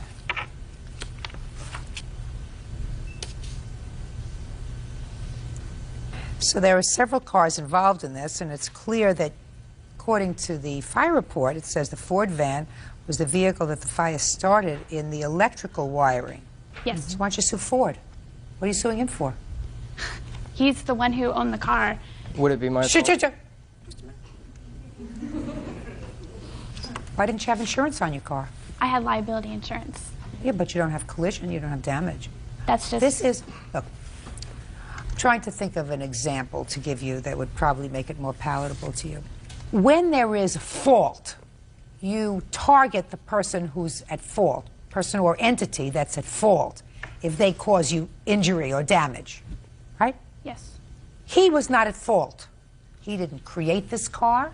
There is no indication that he was aware or the owner of the car was aware that there were electrical problems with the car. So certainly they're not at fault. Now, are they absolutely liable for anything that happens as a result of their car? No. Not at all. What happens if they're driving along the street and a boulder hits their car and their car swerves and hits into your car? Certainly not their fault, because they didn't do anything that was negligent. So what you have to do is you have to have collision if you want to be fully protected, or else go after the people who made the car. If there was faulty electrical wiring, isn't that what you were told? No. Well, what were you told? We were just told to file a claim against the owner and the driver of the vehicle. For what? Well, the vehicle was smashed in the front end of the vehicle, and the insurance company that he had didn't even send anyone out to look at their car to see if there was any evidence of any This problem. is the fire department report. The fire department report says that it was an electrical fire. Right. Well, what we were saying is that we believe that there probably were problems with the van that they were aware of. Show me. Just a minute. Then if what you're saying to me, Ms. Biddle, is accurate, that they had knowledge that there was something wrong with their car, and yet drove it, and thereby placed other cars at risk, then they would be responsible. I agree with you. Show me, give me proof, that they knew or should have known that there was something wrong with their car that could cause a fire, and then you get whatever you want. Do you have any proof? If anybody would have walked past that van, anybody would have known that there was problems with that van. It was rusted up, it was very old, and it didn't like it was taken care of very well. So, that doesn't mean, listen to me, Miss Biddle, that means that the car will one day be driving along the road and stop running. That doesn't mean that it's going to explode in a fire. Miss Biddle, you need proof. Expert proof that, for instance, the car was in an accident. They were advised by a mechanic that unless it was fixed, the car could, by spontaneous combustion, start on fire. Because otherwise, there are lots of scenarios that are possible. It's also possible that somebody lit a match, opened the hood, threw it in the car, and caught on an electrical wire, and that's what they saw. They saw the electrical wires burned, that somebody else did that. Do you think that they would be responsible if somebody passed their car and, as a prank, took a match and threw it in the gas tank and the car exploded and your car was damaged? Do you think they'd be responsible? No. Why? Just a minute. Why not? Well, I mean, it was somebody else could have, you know, done it just to get him in trouble, but... Someone else could have done something to destroy his car. It's not different. It's not different. You have to show a fault, that somehow these people knew that they were driving around in a dangerous vehicle that could cause damage to somebody else's property. And you don't have that proof, so you have no case. So next time you want to be fully protected, get collision. Case dismissed. That's all. Parties of Snow versus Dean. Parties have been sworn in. You may be seated. Ma'am, have a seat, please. Miss Snow, you, according to your papers, were having an affair with Mr. Dean prior to and during the separation that he had with his wife. Yes, ma'am. According to your complaint, Mr. Dean, in order to ensure that his wife wouldn't get her hands on some of his property, had you take out a storage unit in your name. Yes, ma'am. Where he put his property. And you want him to pay all the storage fees that you paid on that unit. Yes, ma'am. Now, Mr. Dean says the storage unit was supposed to be in both your names, that he told you within a couple of months that he was reconciling with his wife, that he wanted his stuff back, that you refused to let him take his stuff back, and you allowed the fees to build up on this storage unit. He acknowledges he owes you about $100, and he is counterclaiming for all of his stuff. When did you separate from your wife, Mr. Dean? Give me the month and the year. Shh. Let me finish the question. Month and year. February 2004. Beginning, middle, or end of February? Beginning. And when did you move your stuff out of the house? Before the 15th of February. And is that when you asked Miss Snow to make arrangements for a storage unit? Yes, ma'am. Now, when did you reconcile with your wife? In March. Beginning, middle, or end? In the middle. We're still working on that, Your Honor. We have not gotten back together. When in March did you tell Miss Snow that you wanted your property? Actually, she found out that I was talking to my wife, and that's when she went ballistic. Do you remember when that was? It was around the middle, towards the end. And how much was the storage unit? It was $141 a month, and it went to $145. Well, if you went ballistic and you stopped seeing him in March, why did you keep paying on the storage unit? I paid, the first payment was done the 7th of February. The second payment was done around the 11th of March. That's when I stopped payment, when I found out he was with his wife. Fine. So that's 2 payments of $141. Right, I have the receipt. That's $282. Why are you suing him for $1,000? Plus, there is another outstanding of $577 that's owed on the storage unit now. Why didn't, well, I understand that. Why didn't you allow him to get his stuff in March? Because I went to him to get his stuff. I went to his father to pay me the money that he owed me, plus I went to his sister, and they've all promised to give me the money. When? Around the end of March, before the next payment was due. When did Mr. Dean call you and ask you for his property? He never did call me. Go ahead. I had talked to him prior. My father had offered to pay her the money. My sister had offered to pay her the money. My wife had offered to pay her the money. Yes, ma'am, I did. I offered. She didn't want it because she was being vengeful. She was angry because she went ballistic. Yes, she found out you were talking to your wife. That was the whole case, yes. That sound right, Miss Snow? No, ma'am. Well, he certainly owes you $282. He doesn't owe you any more. Where's his property? It's in a storage unit. Your Honor, the storage unit is being auctioned. She has the only keys to the storage unit. I offered to ask her to sign it over to me. I take over the payments. When? I would say we met the beginning of March, and I told her that I would take over the payments. She signed everything over to me. She said I was welcome to pay on it, but she was not signing it over to me, give me any keys, that she was keeping everything in her name until she got things worked out with Charles. I went to both of them and said, when she came to me about the storage unit, she did not offer to pay me the money that was owed to me. She wanted me to give her the belongings without giving me the money that was owed to me. They could have had the keys. I don't want the stuff. It was appraised at $400 from the people in the storage unit. So why don't you give them the keys? They haven't given me my money. Where are the keys? Right here. Give it to them. Okay. Good. There are the keys. Ma'am, but the stuff is probably auctioned off by now. Well, I don't know whether it is or whether it isn't. Yes, ma'am. You owe her $282. Yes, ma'am. And I find that you owe her $282 and not the $1,000 that she's asking Yes, for, ma'am. because I believe that after you and your wife started to talk again and you were reconciled, Miss Snow got angry. And she wasn't cooperative about you getting your stuff back. So if you let that stuff remain in storage, knowing full well that eventually they were going to auction it off, that's not right, Miss Snow. If, in fact, your stuff has been auctioned, according to... Listen to me. Listen to me. I don't know whether it has or whether it has not, and neither do you. So I'm going to allow you to withdraw without prejudice your counterclaim. If, in fact, your items were sold, you have a claim against her for maliciously withholding your property. Do you understand? Yes, ma'am. Good. Judgment for the plaintiff in the amount of $282, and I'm allowing you to withdraw your counterclaim. If, in fact, your items were sold, you can sue her for the full value of the items that you have receipts for. Yes, sir. Thank you. That's all. Parties are excused. You may step out. I believe that she's upset because I broke the relationship off. I am also married myself, and I wanted to make my marriage work. We're still not together because I still believe that they're still having contact, regardless of what either one of them say. I have not had any contact whatsoever. My opinion is it's not going to end. It's going to continue. And now the next case. All parties in the matter of Robinson versus Gorman. Step forward, please. Plaintiff Anna Robinson is suing her former friend, water well driller Paul Gorman, for the return of a 1989 Chevy Blazer. Anna says Paul took possession when she went to prison for operating a meth lab. Ms. Robinson, according to what I gather from your complaint, Mr. Gorman was a long-time friend of yours. Yes. And a trusted friend. And there was a period of time when you became incarcerated. You were incarcerated on more than one occasion.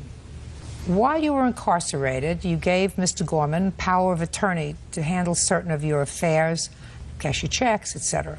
During your second period of incarceration, it is your claim that Mr. Gorman appropriated a truck that belonged to you by misusing the power of attorney. You want the truck back, or the value of the truck. Mr. Gorman says There is a very good reason why you can't have the truck back, and that's because he invested a substantial amount of money in the truck, including money to get it out of impound, where it was when you went to prison. That's your defense. Yes, ma'am. When was the first time you were incarcerated, Miss Robinson, when you gave Mr. Gorman the power of attorney? 98. For what? I was incarcerated for drugs. And how long were you incarcerated? 16 months, I believe. And when was the next time you were incarcerated? July 12th of 2002. And how long were you incarcerated? For 3 years. And that was for drugs also? Yes. When you were incarcerated in July of 2002, you had a truck? Yes, ma'am. What year truck did you have? 1989 Chevy Blazer. And where was the truck when you were incarcerated? I was driving the truck and it went to impound. You were driving the truck at the time of your arrest? Yes. Were you transporting drugs in the truck at the time of your arrest? Yes. Judge Judy continues in a moment. Why were they so nice to you? We've been best friends for years. We've always helped each other out. So why would you think that they would do something that's so sinister, according to you, stealing your property? And later today. About 8 months in the relationship, Mrs. Frilling told me she had feelings for another female. I called her and I told her if she don't come get her belongings, I'm gonna throw them out. Real cases, real people. Judge Judy. Anna Robinson says when she went to jail, former friend Paul Gorman took possession of her Chevy Blazer. Anna says Paul refuses to return the vehicle. Did you ask him to get the truck out of impound? Yes. I said if he got the truck out of impound, they can drive it for the duration of my sentence. Is that the conversation that you had with her? No. You tell me your version of the conversation that you had with her. She basically asked if we can get it out and stuff, and we didn't have the money ourselves. And then time, lapsed on, and we finally got a notice. They gave us 1 week to impound, or they're going to sell it. And then she said, if you guys can get it out, because I'm going to be gone for probably permanently, you guys can have it. And she mentioned to the neighbor, and she goes, well, I'll lend you the money if you pay me back, and I hold the title. I said, sure. So I have a notarized statement from her saying this is what happened. Miss Robinson, what would have happened to the truck if Mr. Gorman didn't? Well, it would have been lost. So what difference does it make to you if he went and got the truck out? Because it was my truck. I mean, he got it out for me. That's not what he's saying. He's saying he called you and said they're going to sell the truck. I just got a notice. And he said what you said to him was, well, if you can get it out, it's yours. I wrote him and them and asked him about the truck and various other things. How are you doing? What's up with the truck? Well, do you have any letter from them indicating that they're taking care of the truck for you? Nothing. They never wrote me back till the day before I got out of prison. And then did they write you back? They wrote me back and said, here's your address and here's our cell phone number. What does that mean? Here's your address, here's your cell phone. Because I wasn't sure where I was going to parole to. They were supposed to have moved within that 2-year period. We were and they never did parole at our address. Just a second. Why were they so... Shh, Miss Robinson, why were they so nice to you? We've been best friends for years. We've always helped each other out. So why would you think that they would do something that's so sinister, according to you, stealing your property? That's why I was blown away. I couldn't believe they would do this to me. Well, I don't want you to stop getting blown away, because I have to make a decision as to whether or not I believe him when he says... He didn't... Shh, I'm speaking. Sorry. Whether I believe him when he says that you said to him, listen, do what you have to do. The truck's gone anyway. I can't get the truck out. If you have to borrow money from somebody, borrow money from somebody. He even says that he was prepared to give you the truck if you wanted it. When you got out, all you had to do was pay him the money that it cost him to get the truck out of impound, plus what he put into the truck. Didn't you say that to her? Half, I'll sell for half of what I put into it. I'll cut that in half since I've used it. And what did she say to you? Basically, at first, said yes. And then the next thing I know, a couple of days, she moved out, and I haven't spoke to her since. The day I moved out was the day he told me I couldn't have my truck back. The very next day, I went to the DMV so I could do this legally to get my truck back. And they'd already told me that the previous year, they took the title out of my name. A year after I was arrested. I'm not talking about title back in your name. He said to you, give me the money that I... And I agreed to that right from the day one. Did you give it to him? No, I didn't have the money at the time. I was just out of prison. I wasn't a week out of prison. Well, then you wanted your truck back without giving him any money. I never demanded the truck that day. I told them they could keep using the truck because I realized they had work to do. They had to use their truck. I suggest that you get a job, make some more money. The 1989 truck that he got out of impound is his. He paid for it. You would have lost it anyway. These were people that were very nice to you. No good deed goes unpunished. Do you understand? Oh, yes. The friendship is over? Yes, I guess. I tried. My only was trying not to lose it. Well, that's unfortunate. Anyway, your lawsuit's dismissed, Miss Robinson. That's all. Step out. Thank you. Parties are excused. You may step out. I bent over backwards, I think, every way I could, you know. That's all I had left when I got out, and they knew that. I even offered to just give back, knowing I probably never received the money. It's more upsetting that I've lost two good friends. And now the next case. All parties in the matter of Freeling versus Reed. Step forward, please. 19-year-old cashier Erin Freeling is suing her ex-boyfriend, 23-year-old landscaper Philip Reed, for disposing of all her belongings and for damaging their apartment. Philip is countersuing, claiming Erin stole his cat. Miss Freeling, you and Mr. Reed used to live together as boyfriend and girlfriend. You lived in an apartment, is that right? That's correct. At some point you had an argument, you left, and you claimed that Mr. Reed disposed of some of your property. And in addition, he damaged the apartment so that you didn't get whatever security deposit back you were supposed to. Mr. Reed says that he didn't cause any more than normal wear and tear in the apartment, and he was forced to dispose of your property because you would abandon the property there, and he had to get the property out because the lease was over. Is that right, sir? Yes, correct. Okay. When did you move in together, Miss Freeling? We had moved in together September of 03. When did you leave? July of 04. Why did you leave? He got too controlling, started being violent, so I decided to leave. And I had returned a week later to get some personal belongings and my cat. When I returned to get my cat, he had started pushing me back into the apartment. And at that point, I had my mom call 911, and we had the police come over, and they had to take him aside so I could get my personal belongings out of the apartment and my cat. I couldn't get that much stuff that day. Why not? Because I had a small car, and I was afraid to return to the apartment because he got very violent when I did go, and I didn't feel that I should have to call the cops every time I want to come over to my apartment. Erin Freeling says when she broke up with Philip Reed, he threw all her belongings in a dumpster. She also says he purposely damaged their shared apartment. Go ahead. When I come back in September of 04, he had left my clothes on the middle of the floor, wet with urine. But I have videotape of all the damages or the stuff that he thrown in the dumpsters. Approximately, we lived together for a year and a half. We had a loving, caring relationship. About 8 months in the relationship, Mrs. Freeling told me she had feelings for another female. And she left the premises. I didn't hear from her. I called her and I told her if she don't come get her belongings, I'm going to throw them out. She took my cat that my grandmother got for me last Christmas. Don't interrupt him. Who took care of it? I did, because she wasn't there most of the time. Step up. What's your last name? Reed, Audrey. Miss Reed, you bought the cat last Christmas? Yes, I gave it to him as a present. Miss Freeling, where'd you get the cat from?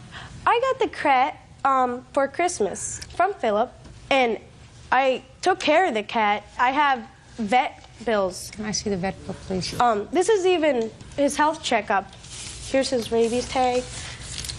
The cat stuff is mailed to my mom's house because she paid for it. Who took the cat to the vet, Mr. Reed? Mom did. Erin's mother did. No, Erin and her mother. Along with me. Erin and her mother. Correct. Right, from the very beginning. Yeah. Thank you. You may sit down, Miss Reed. Now, what stuff do you claim he disposed of that belongs to you? When I had returned to the apartment, found everything gone. This is a list of just the main stuff that I found that was gone. Why didn't you come before?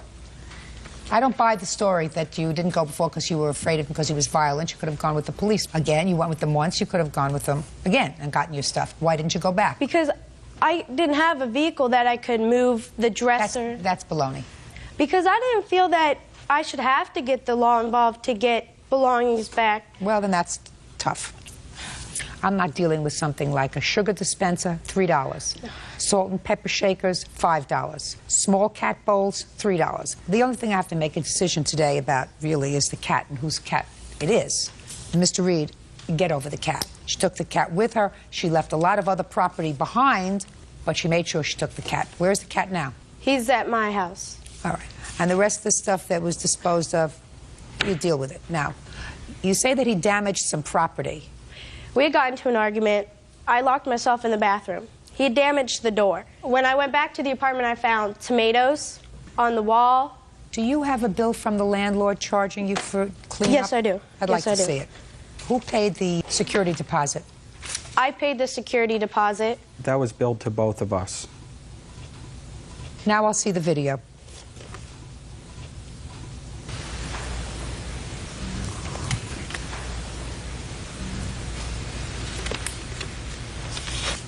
This is what we found dumpster diving. Here's where he threw most of his stuff. Notice, huh? Pretty good, huh? There's tomato stains on the carpet. Spot on the carpet. This is the doorknob that he broke trying to get into the bathroom when I locked myself in the bathroom. She says she locked herself in the bathroom when you knocked the door. Is that true? No, I'm not a violent person. Your Honor, in any event, that was in January, and you lived with him until July. Is that right? Yes. Okay. And another thing is, she came a week before the lease was even up. Like a week. How come she couldn't confront me and say, hey, I'll pay half of it? Like I don't know. I have no idea. Listen, I'm not Okay. Dear Abby. All right. I mean, the whole thing is very irritating. Yeah. You know, two children playing house, and then things go wrong, and then you annoy the courts by asking them to get involved in who belongs to 2 placemats and a salt and pepper shaker. If you can't play house like adults, don't play house. Half of $490 is $245, which is left due and owing by each of you to the landlord. The apartment wasn't left in such bad condition. I'm speaking. The apartment wasn't left in such bad condition. The cat belongs to you. Get a judgment for $245. That's all. You may step out. Mr. Thomas, you and the defendants live on the same block? We're relative neighbors, Your Honor. I Okay. drew a sketch of our neighbor. Just listen. Okay. You live on the same block. Yes. How many houses apart? About a half mile apart. It is your claim the defendant's sons have these motorized bikes? Yes. And were riding up and down the street and had been at an excessive rate of speed. Yes, they you were have doing young children. I assume that this is one of your children. Mm-hmm. And on one particular day, after confronting the boys, one of them kicked your car, causing a dent. Yes. You want the defendant, father, mother, to pay for that, for damage to the car. Mr. and Mrs. DiBiaso say that, yes, it's true that one of their sons did kick your car, but it was only after you ran over his son. That's ridiculous. Shh. Sorry. Shh. Only after you ran over his son, breaking his foot, crushing his foot, that son kicked your car. That's correct. And they are countersuing for all of the medical bills and pain and suffering. Is that right? That's correct. That's what you say. Yes. So I want you two to sit down. And I want these boys to stand up. Put that down. I'm not interested in that right now. I'm not very good at those things. I'm good at finding out the truth. Who kicked the car? It was me, Your Honor. Perfect. Your name? Chris. What kind of a motorized bike were you riding that day? 1999 Yamaha 125. And when did you get it? I got it 2 days prior to when this took place. Had you had a bike before that? Several years before that. Now, you knew Mr. Thomas from before, is that right? I've never actually met him. I've seen him. But you've seen him? Yes. You knew he was a neighbor? Yes. What day did you get the bike?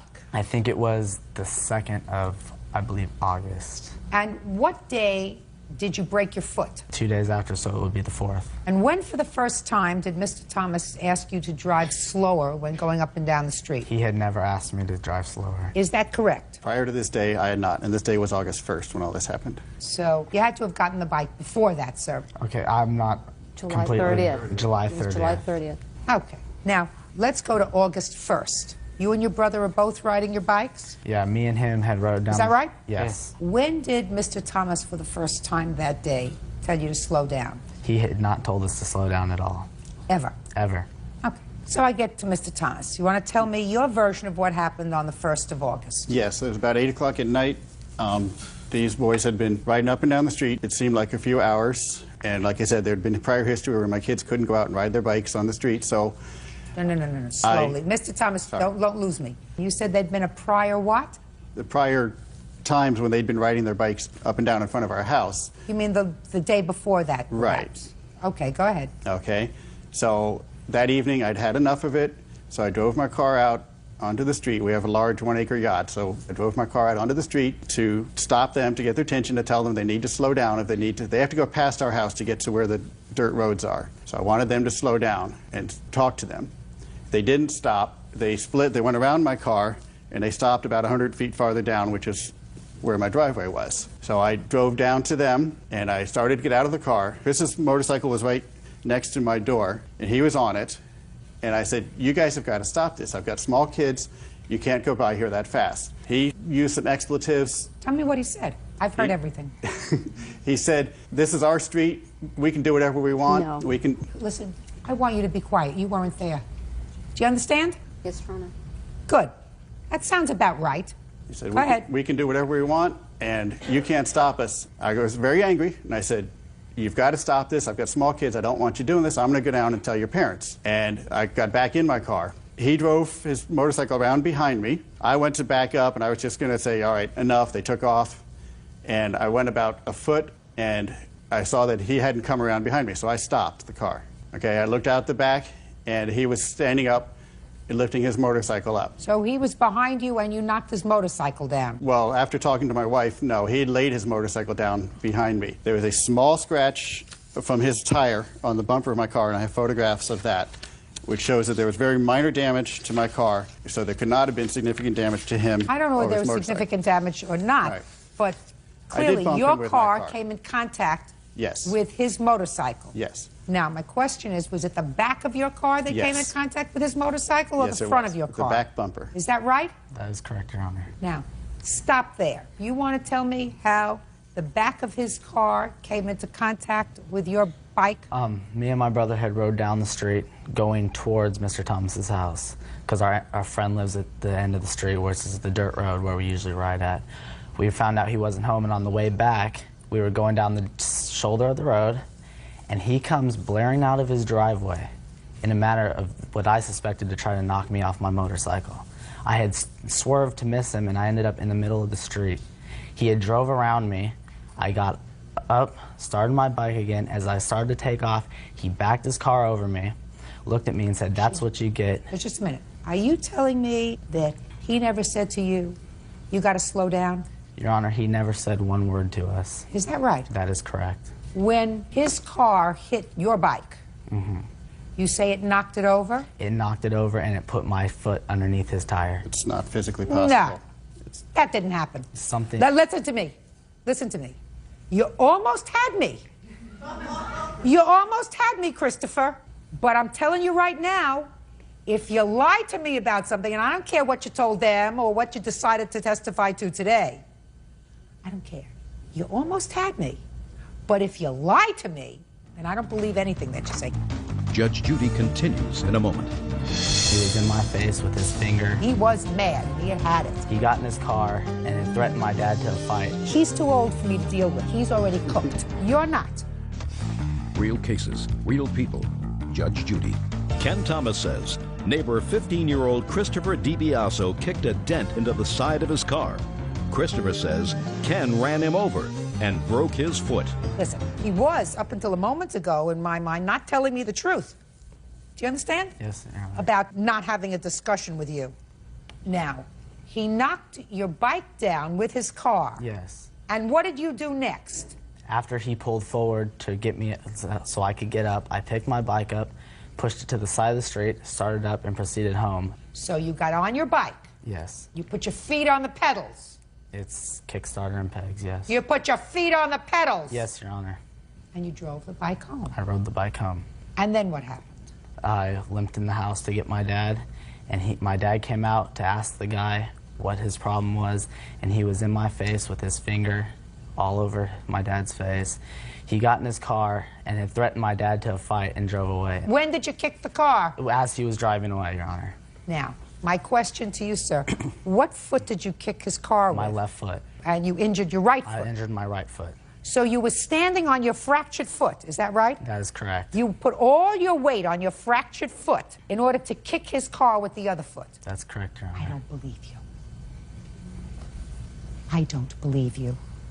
See? If you tell me the whole truth, he's too old for me to deal with. You see, he's already cooked. He's cooked. You're not. I believe that you broke your foot. I believe that you broke your foot when you kicked his car. That's what I believe. That doesn't excuse him from tearing out, which I believe he did. And I don't believe he tried to knock you over because that would be stupid. But he was mad and he had it. And he has a temper, and that's what happens when you have a temper. And I believe that the bike went down. I don't believe that your foot was under his car. I believe that the bike went down, but not with you on it. Can I see a picture of the dent? Yes. There's several pictures of the overall car. It's not a small dent. Oh, this is not a small dent. This is enough of a dent to break your foot. Christopher. So I'm disposing of your counterclaim very fast because I don't believe that your foot was broken in any other way but kicking his car. So your counterclaim is dismissed. Clear? Now, the only thing that I have to determine is whether or not you caused this damage to his car. No question you did. There's no question you did. Yes, I did, Your Honor. Okay, how old are you? 15? 15. And you? 14? Let's talk about when you have a motorcycle or a moped or whatever else it is that goes fast. Okay. And let's talk about being responsible. You see that child over there? Yes, Your Honor. Okay. What do you think would happen if you hit that child while she was playing in the street when you were going up and down the street with your motorcycle? I would feel terrible. No, what do you think would happen to her? She would get hurt extremely bad. Right. Now, how old do you have to be in order to get a driver's license in the state of California? 16, Your Honor. So that neither you nor your brother can get a driver's license. Is that right? That's correct. There is a reason why the state imposes certain restrictions on people having the ability to have a machine that can cause serious injury. And that is because children at age 14 and 15 lack judgment. You put a 14-year-old on a machine that can go, how fast can your bike go? Probably about 65 miles an hour. 65 miles an hour, and they got all this testosterone, and they got all this puberty stuff going on, and they got all this hormone stuff going on, and they have no other way to take it out, so they take it out on the road. Well, if you're going to entrust a machine that can go 65 miles an hour to your children, then you have to be prepared for the consequences. If you want to give them a machine that can go 65 miles an hour, then you put the machines in a truck and you take them to a deserted area where that is not residential, where they can drive, and there aren't other children, and there aren't other dogs, and there aren't people, and there aren't anybody else that they can frighten. And if you choose not to do that, then you are responsible. Do you understand? Yes, I do, Your Honor. Let me see the estimate to the damage to your car, please. That is one of these right here.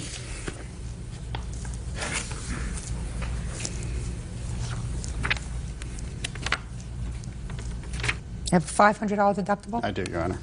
Okay. Consider yourself lucky. Okay. Really, consider yourself lucky. You broke your foot because you got mad. And you said to me you got angry because he was threatening my father. Right? Isn't that what you said? Not only that, the fact that he had hit me with his car without even an attempt to try and ask me to stop, to do anything. He just figured he'd take it out with his car on me. You think that he hit you with his car on purpose? I believe he did. That would be pretty stupid. That would be pretty stupid. You think that if you hit his daughter, that would have been an accident? Yes, that would have been an accident. Yes. Tragedy. Okay. Now, how fast were you going that day? Probably about 30 miles an hour. Was there any time during the day that you were going faster than 30 miles an hour? Your Honor, I held Answer it my was question. not, Your Honor. No, only 30 miles an hour. Only 30 miles an hour. 30 miles an hour is pretty fast. It's faster than you can go on a bicycle if you're that age. Your parents have to feel that you're responsible enough. The state of California doesn't believe you're responsible enough to drive a vehicle if it can go 65 miles an hour. I wouldn't give a bike like that to one of my kids who was 15. If you choose to do that, you pay. Judgment for the plaintiff in the amount of $700 as requested. That's all. Parties are excused. You may step out. Unfair. Completely unfair. I think Judge Judy saw straight through the truth. I hope the next boy he runs over is as lucky as my son to be able to walk away. There's no way that he got his foot broken and then kicked my car. There's other kids in our neighborhood that ride their dirt bikes, and if you stop my son like that, he's going to stop the next kid like that. There are some other boys that ride the bikes, and they do it slow, reasonable, responsible speeds. His wife works at the school district. She's been to both of my son's school, making harassing comments regarding my boys. Their son has been threatening my son at school. We were perfectly at speeds in order to correct ourselves. I have little kids, and there had been too many times. It was late at night, it was 8 o'clock at night, and I'd had enough. If his daughter would have ran in front, we could have stopped instantly. This father, I can see where the kid gets his attitude from. Well, hopefully they'll just leave my kids alone. Parents need to be responsible for their kids' actions. And now the next case. All parties in the matter of Corcoran versus Bilby. Step forward, please. 19-year-old college student Jamie Corcoran is suing her ex-roommate, 19-year-old student Erin Bilby, for totaling her car. Erin says She was the designated driver because Jamie was drunk. All right, Ms. Cochran, this is not a very difficult case. You were at a party and got drunk. The defendant was with you. You go to school together? We're suite mates. In school? Yeah. So the answer is you go to school together? Yes. And you gave her the keys to your car to drive home because you had had too much to drink. Well, that was the arrangement. Excuse me? That was the arrangement, like prior. You gave her the keys to your car because you were too drunk to drive? Yes. She drove home because she was not too drunk to drive. Right. Is that right? That is right. And you had an accident. Mm-hmm. And your car was severely damaged. And you want her to pay for the damage. Yes. And you don't think you have any responsibility. No, I didn't say that. Huh? I was willing to split the damages with her because there was 3 of us in the car, and I thought all 3 of us had equally were at fault. So I think I'm responsible partly, yes. How much was the damage to the car? The final estimate is $3,107. What year car is this? 92 Saturn. 92 Saturn's 10 years old. How much is the car worth? 31 Blue Book. Like, it's totaled, so Blue Book value is 31. So you can't drive the car? No, it's totaled. So what are you going to do with the money? I have to buy a new car, or I can fix it and sell it. You're not going to fix it and sell it. Because if I give you a little bit of money from her, where are you going to get the other money? To fix it and sell I'm just going to have it totaled and put the rest of the money towards a new car. I don't have any money either. We're both college students. We don't have very much money. Right. And you know what that means? That means that you don't drive your car when you're drinking. Don't drive the car at all. I was drinking before we left, and it was already said I wasn't driving. I wasn't planning on driving at all. And she knew that I was drinking before I left. She knew. Ms. Cochran, let us say I give you $500. And I say to her, listen, you had the accident, you should share in the responsibility of fixing this car. I bought a car. I took out a loan. I was taking taxis to and from work. Just a second. Well, wait, what is it? Did you buy a car? Yeah, I bought one. My mom co-signed a loan for me. What kind of car did you buy? A 96 Paseo. Keep your voice up. You don't have to be embarrassed. Tell me how you had this accident, Miss Bealby. When we were driving back from the party, I've never driven in this area before. It was my first time actually being in downtown Buffalo, which is where we go to school. I was on it was an overpass, and there was a concrete reinforcing wall, and it had been raining out. What month? It was September 16th, the night of the accident. Go ahead. It had been raining out, and, I'm used to driving in New York where it's raining or it's snowing, and the tires slipped on me, and, usually I can gain control very quickly after that happens. And I continued to hydroplane and lose control, and that's when I ran into the concrete reinforcing wall on this overpass. You have any recollection of that at all? Yeah, I know what happened. So tell me what happened. We, just like she said, we were driving, and the turn's very sharp. I have pictures of it. Do you want to see it? Could you speak slower? I can't understand you. I'm sorry. The turn's very sharp, but there were signs like 25 miles an hour, 90-degree turn ahead. Well, she was driving, and I was in the passenger seat, and my other roommate was in the back, and we're just driving, and she just went straight is what happened. She didn't even turn. I don't think she knew that the turn was coming up. We definitely weren't sliding. She definitely slammed on the brakes. It's an accident. She doesn't have to pay for anything. She wasn't speeding. She wasn't drunk. She had an accident. That's what you have insurance for when you have an accident. If you hadn't been drinking, she wouldn't have been driving your car. I don't think she's responsible to pay for your new car at all. I think you got to pay for your new car. And next time, take the bus. Okay. Leave the driving to us if you're going to be drinking. Goodbye, Miss Cochran. Parties are excused. You may step out. I just think Seated, sir. Have a seat. Miss Arnold, this is your former husband. Yes. And this is your new husband. New husband. And according to your complaint, your former husband made allegations about you and your husband with regard to your treatment of your 2 children. You have 2 children with him? Yes. As a result of that, the 2 of you were briefly arrested and lost custody of the children for a very brief period of time. The children are back with you now. Yes. Mr. Arnold said he has every right to have been concerned about his children. He acknowledges he made the report that resulted in your arrest, and he is going to explain to me why. Now, when were you divorced, Miss Arnold? August 16, 2004. And how many children do you have, Mr. Arnold? 2, a boy. Only 2 children? Yes, ma'am. What are their dates of birth? March 19th for my son, 99, and my daughter, September 4th, 1995. And did you and your former wife live together until 2004? No. When did you separate? 2002 or probably 1. When did you separate? 2000. Your former wife has had physical custody of the children since 2000. Is that correct? Yes, ma'am. Since one of the children was a year old, right? And one of the children was 5 years old. No, ma'am. Okay. Explain it to me. My son was at least about 3 years old when we was living together. Is that right? Bruce has been on and on in the household. So it was basically 1 month he'll be in the household, the next month he will not. That's a lot. With duration of that, his appearance was basically an in-and-out father. I assumed full custody of my kids, sole custody, when I got the divorce, August 16, 2004. Okay, now I got it.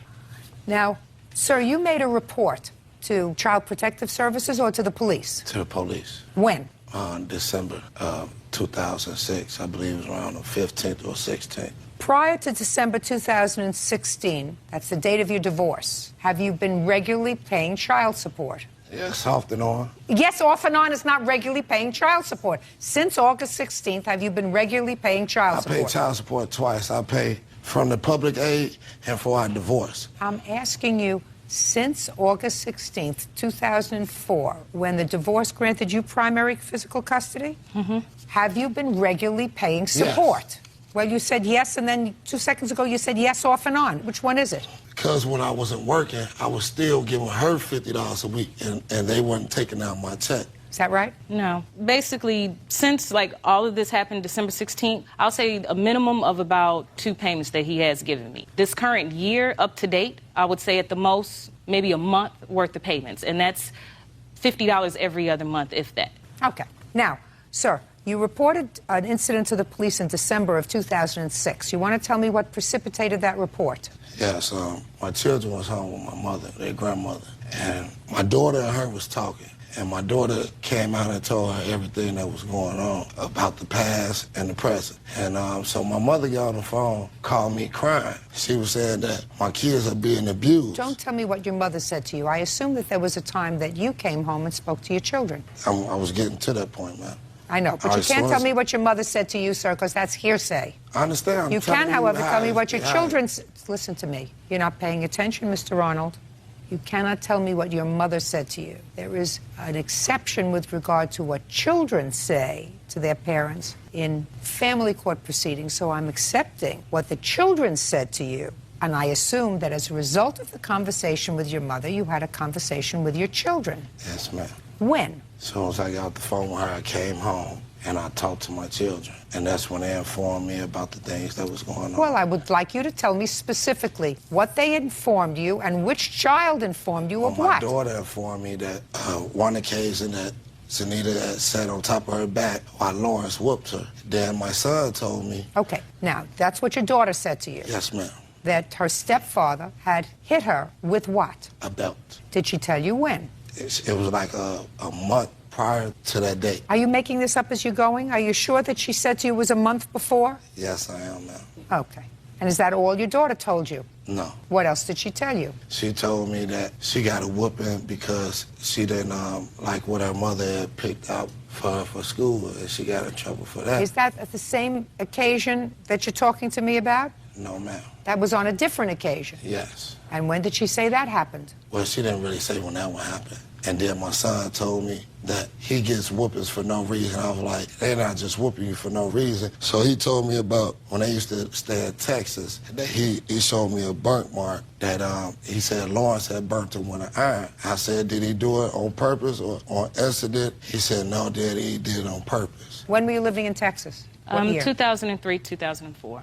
So that's 2003, 2004. So that your son was either 4 or 5 years old when you were in Texas. Okay. And what else did your son tell you? He told me, well, actually, she told me one time that he had whooped him and hit him in his private part, and it swelled up so bad that she claimed they took him to the hospital. And your former wife told you that? Yeah, he's a witness to that. Okay. So as a result of that, those are the reasons that you called the police? It was all building up, the stuff that they telling me that I didn't know what was going on. Okay. Yes, that's the reason why you called the police. Mr. Hill, I have a couple of questions for you, sir. And I would prefer answers from you so that I don't necessarily have to interview the children, who I understand are here, because I assume that they've already been examined and spoken to. So I would prefer that I get the legitimate answers from you. Mr. Hill, have you ever hit either of your stepchildren? I have disciplined them with a belt in previous instances, yes. How often? Very infrequently. More than 5 times since you've been their stepfather, or less than 5 times? Less than 5 times. More than twice or less than twice? More than twice, less than 5. And have you done that with the approval of Miss Arnold? Yes. Has Miss Arnold ever disciplined the children with a belt? Yes. These are hard questions. I'm sorry, man. You got a lot of nerves. Miss Arnold, don't speak to him. I'm sorry. Don't speak to him.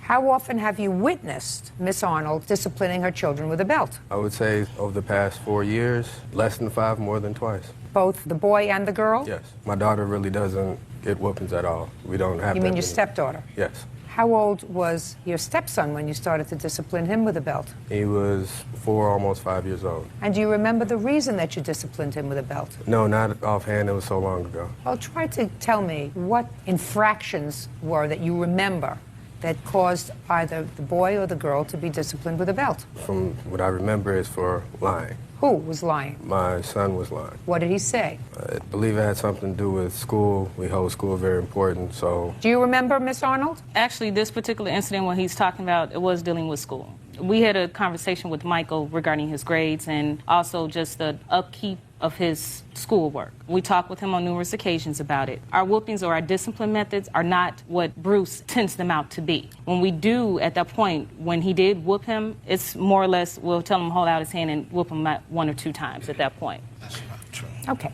Are you in the household? Shh. Hey! Listen to me. Your lawsuit alleges that Mr. Arnold had no right to notify the police or Child Protective Services about what he perceived to be abuse and or neglect of his children. You believe that. And I'm telling you that he had every right to notify Child Protective Services and if notify the police who reported you to Child Protective Services in order to ascertain whether or not you were using excessive corporal punishment. He had not only the right, but he had the obligation to do that. You two look like very nice people. There is a difference between corporal punishment and excessive corporal punishment. I acknowledge that. That's a term of law because the law in this country doesn't say, although perhaps it should, that you cannot corporally punish your children by using a belt or a hanger or anything else. The law says that you cannot excessively punish your children. But as a parent, if my children came to me and said that their step-parent was whipping them with a belt, a 4-year-old, Ma'am, it wasn't I'm a belt. speaking. It was an iron. It was an iron. He's stating, That's what he stated. Listen to That's me. why we got arrested. Listen to because me. He said that we whipped We them have with a the- metal iron the and we actual burnt the statements. child. Never said- That was a lie. No, we no, have listen, a statement. listen to me very. Listen to me. Hey, Come on. you're not paying attention to what I'm saying to you. Yes, we are, yeah. I understand what That's you're saying, their problem. but that's not the allegation. The allegation is a problem. metal Listen to me. iron. Listen to me. If your children were telling their father that they felt as if they were being disciplined harshly by you and their stepfather, and it is apparent to me that you do discipline them harshly. Now, whether in the jurisdiction that you live, that's permissible or not, that's not up to me to say. I assume that the courts permitted you to have your children and you back. asked Mr. Arnold, has he whooped his children either? Listen to over me. The past And And you couple know of you years? have whooped those Shut up, kids. talk. You Why don't should need you to be. advise Why? me? Why? One, Because you whooped him Still too. ain't got yours for One. to my son. I ain't did nothing to your son. I would like for you to talk to the kids. Just a Because second. that's Talk- what talk- it's, talk that's to what the it's judge. about. Talk He to the made judge. those kids lie. Talk to the judge. No, just a Are second. you He listening? ma- yeah. Hey!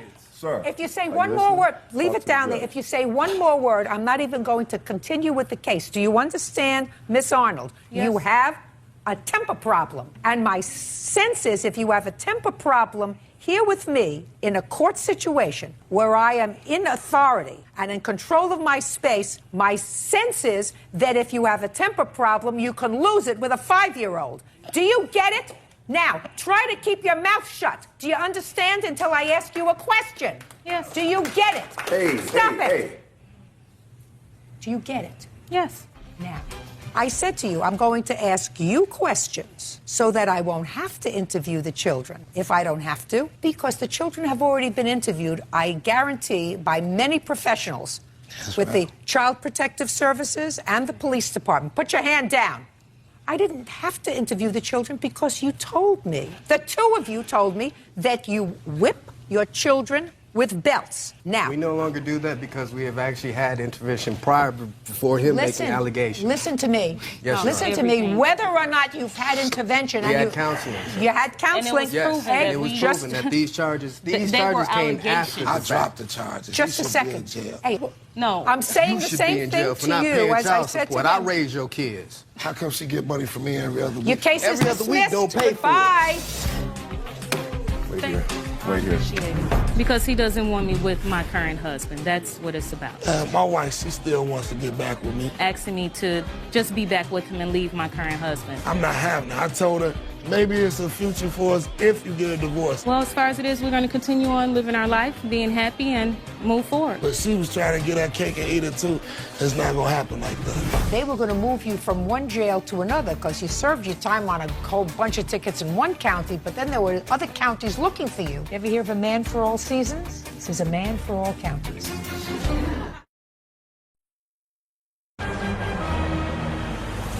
Real cases, real people. Judge Judy. And now the next case. All parties in the matter of Hubbard versus Smith. Step forward. 20-year-old Whitney Hubbard is suing her former friend, 19-year-old Eric Smith, for the cost to bail him out of jail after he was arrested for unpaid speeding tickets. Miss Hubbard, you claim that Mr. Smith owes you money for bailing him out of jail. Yes. And Mr. Smith acknowledges that you bailed him out of jail, but he said that that was your choice. He never agreed to pay you back the money, right? Yes. How old are you? 19. What do you do to keep yourself occupied? I'm a full-time student and I work. Full-time student where? Longview Community College, Kansas City, Missouri. And you work for whom? Walgreens. And what were you arrested for, Mr. Smith? On speeding charges, tickets that I didn't pay, warrants. Speeding, tickets, warrants. How many? 8. How do you manage to get all these tickets if you're a full-time student and working at Walgreens? What it was when I was in high school, I racked up a lot of tickets, like speeding tickets, and I didn't have a job in high school because I played football, and I didn't work and I never paid them off. And how do you know Miss Hubbard? I met her at the club. Now, were you dating each other or you just knew her? It was like kind of like that in-between thing where not really friends, but not really together either. I see. Who was this smiling person over here? This is my friend Robin. How long have you known Robin? About 6 years now. So he's a good friend of yours? Yes. Better friend to you than Miss Hubbard, right? I guess you could say that, yeah. Well, he schlepped all the way to court with you, didn't he? Yeah. From Missouri? Yeah, from Missouri. And who do you live with? I stay with my dad right now. So you have a father? Yes. And I guess he's known you for at least 19 years, right? Yes. Yeah. Do you have a mother? Yes. She's known you for at least 19 years. Yes. Now, Robin here, he didn't bail you out of jail. No, he didn't. So he must not like you so much. Nah. And your father didn't bail you out of jail, right? Right. He didn't like you so much. No. Your mother didn't bail you out of jail, No. right? She didn't like you so much. No. You have grandparents? Yes. Yeah, how many? I actually have one. Grandmother? Yeah, grandmother. She didn't bail you out of jail either. No, she didn't know, actually. I guarantee you she knew. Okay. So how long were all these loving people who were really attached to you, how long did they let you sit in jail when you got arrested? The whole time.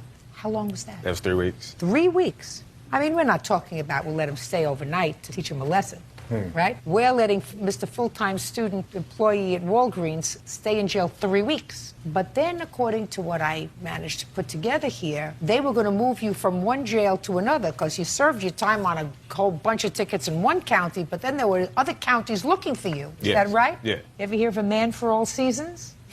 This is a man for all counties. So when they were going to move you, somehow Miss Hubbard bailed you out of jail. Yes. Were you happy to be out of jail? Yes, I was. How happy were you? I was very excited. And how did Miss Hubbard find out that they were going to move you from one jail to another? I told her. You told her? Yeah, I told her. Did you tell your mother? No, I didn't tell my mother. Did you tell your father? Yes, I told him. Did you tell Robin? No, I didn't tell Robin. Didn't tell Robin either, No, but I you didn't. told your father? Yes. And what'd your father say? Bye. Yeah. But not Miss Hubbard. No. She bailed you out. Yes. So what do you think you ought to do? I told her thank you.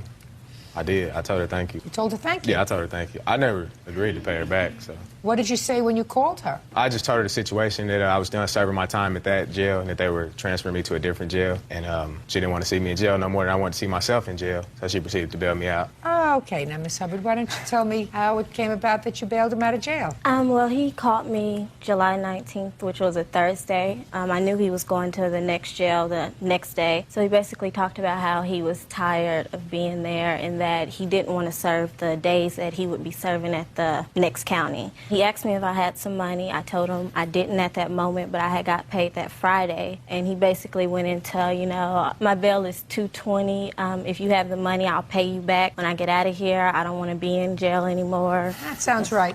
That sounds like what people say. That's not what I said. How many times did your father bail you out of jail? About 4 times before that. And each time that your father bailed you out of jail, did you pay him back? No. That's why he didn't pay you out anymore. Right. How are you going to pay back? How much was his bail? It was $250. Well, what happened when you asked him for your money back? I never got a chance to really ask him for the money back because he basically ignored my phone calls. And the last time I saw him, though, he had told me to come back and that he was going to give me some of the money. And after that, when I had called him back, I basically got ignored. You mean after you bailed him out, he cut you off? Basically, yeah. That's not nice, Mr. Smith. Yeah, can I say something in my defense for Yeah. that? I didn't like the way that she was treating me, like the lifestyle that she wanted to live when I got out of jail. She wanted me to like stop hanging out with my friends that I know like way longer than her. She was real controlling and she was like real possessive and I just didn't want to talk to her anymore. So I just cut her off. I'm going to say something to you that you've probably heard on a lot of commercials. Stay in school, okay? Okay. You need it. Judging for the plaintiff for the amount of $250. That's Thank all. you. This excuse, though, is yount. Parties have been sworn in, Judge. You may be seated. Folks have seats. Bird, would you take the puppy on a leash and hold it over there with you, please? Friendly puppy? Oh, very friendly. Great. Better be. Better be, huh? You know, I don't like dogs, Judge. Right? Because they said that my son would hold him. Oh, sweet. Yes, he does. He really does. He really likes dogs. You can put him down. You can put him down. Great. Okay. Now, I don't think this is a very difficult case. The jingles could come off, maybe. If you take those off, she won't have a collar on. Well, she's not going any place in court. All right, Mr. and Mrs. Oyams. According to you, you had a dog, a Chihuahua. And how long did you have this dog? We had her for about 4 months. And somehow the dog got lost around Christmas time. Right. Tell me how the dog got lost. Well, I guess she had went out in the backyard, and then she came up missing. And what we had figured, we were putting a pool in our backyard at the time, so there were a lot of different contractors coming and going. And, Miss Yount, you found the dog. Yes, I was with my son Darren. We were up hiking in Cucamonga Canyon, which is 2.5 miles away from where the Onions live. And we found her at the end of a dirt road at the trailhead to the trail that goes up into Cucamonga Canyon. When did you find her? On December 28th. And might I say that when the Onions talked to me and when the police were at my house, the next morning they came back and said they found their Petco receipt and they had lost their dog on the day of this Petco receipt, and it was November 12th. Is that what you said? I told her that I had lost the dog after I had taken her to get her groomed by the Petco. Who are these two people? This is my daughter Tania, and this is her schoolmate Karina. Okay. Would you step up with your mom? Now tell me your name again. Tanea. Tanea. Is this your dog? Yes. How far do you live from each other? Or how far did they live from where you found the dog? Probably about 7 long blocks or so. So not far. No. So when they came to your house, I assume somebody saw the dog with them. How did that happen? I was walking my son to the school bus stop, and Karina saw me with Chalupa. Don't tell me what anybody saw. Okay, I saw Karina with. You may have seen her. Yes, I saw her, and we spoke. She said, "Oh, where did you get the cute dog?" And I said, "We found her. We're looking for her owner." And so that was like a week after we had found her. So I was walking Darren to the bus stop again, and by then we had had her for almost 3 months. And Karina came out of her house, and she said, "Oh, cute dog, where did you get it?" And I said, "We found her," hoping that she would remember that that's what I had said before in January. Well, that afternoon was when the Onions called my son, and he showed him our dog. Okay, but it's their dog. I don't think so. Sure it is. Look, a Chihuahua is not one of those real common breeds of dogs. 7 blocks away from where you found your dog, they lost their dog. No, we did not find her there. We found her 2.5 miles away when we were hiking. Oh, okay. She was 2.5 miles away. 2.5 miles away. At the end of a dirt road. So what? Do you see any reason whatsoever that these people would come, look at this dog, and if it wasn't their dog, say to you, that's our dog? I mean, I have a dog. I can tell my dog. Excuse me. Can I say something? Is this their dog? Yeah. Here. Hi, Precious. Here's your dog. Hi, Precious. Precious. Okay. Excuse me, but there are lots of Chihuahuas. I've taken her to the vet. They said their dog had a broken tooth. No. I have from my vet a report. He said this dog has no broken tooth. Miss Young, by the time they lost their puppy when their puppy was 4 months old. Dogs lose their teeth when they're about 5, 6 months old, and then they get new teeth. I mean, I don't understand you. You found the dog not far from, if it's 2 miles, it's 2 miles. If it's 7 blocks, it's 7 blocks. In the foothills where there are bobcats, coyotes, hawks, owls that eat dogs, there are more than one female Chihuahua in Have this you found neighborhood. anyone else in your area who had lost a female Chihuahua? My vet says I that- don't tell no, me what not your lots. vet says, Miss Young. Did you find anyone else who claimed to have lost a female Chihuahua in your No, general I vicinity? drove. For 3 months, I was driving So around the looking answer for is signs no. Before I decided to have the dog spayed, when I went to have Just her a second. license, they Hey, said you're I not, had to you're pay not a paying penalty. attention. You just keep talking. Well, You this just is my keep- dog. I've No, had it's her not for your 6 dog. months. No, it's not your dog. You found the dog that was lost by someone. You didn't buy the dog. I assume you notified the police at the time you found the dog. No, I did not. Why don't you let your daughter take the dog outside so she's not growling? The thing is, Why they have didn't not you- shown me any no, proof just at a minute. all. I'm asking you a question. Take her outside. The first thing that I might do if I found a pedigree animal was to notify my local police department. I wouldn't just drive around the neighborhood and look for signs. Why would they say, when they first called and left a message on my answering machine, they said that this was a male, they lost their male Chihuahua? That's what I'd like to know, too. They said they lost a male Chihuahua. Who called her? Your own idea. Yes. I have a When- tape of it. Oh, let me see. Let me hear the tape. Do I play it right here, or? Right in the microphone. We were informed that you have a dog, a Chihuahua dog, male. That is our dog. Can you give us a call so that we can come down and pick this dog up? Phone number is 483. Did you say to her that your dog was a male dog? I mean, I clearly heard you say male dog. Yes, Your Honor, it was a slip of tongue. Okay. Yes. Did you ever take your dog to have your dog groomed? Yes. I took it to Petco. Do they keep a record of They your dogs? do. Can They I do. see?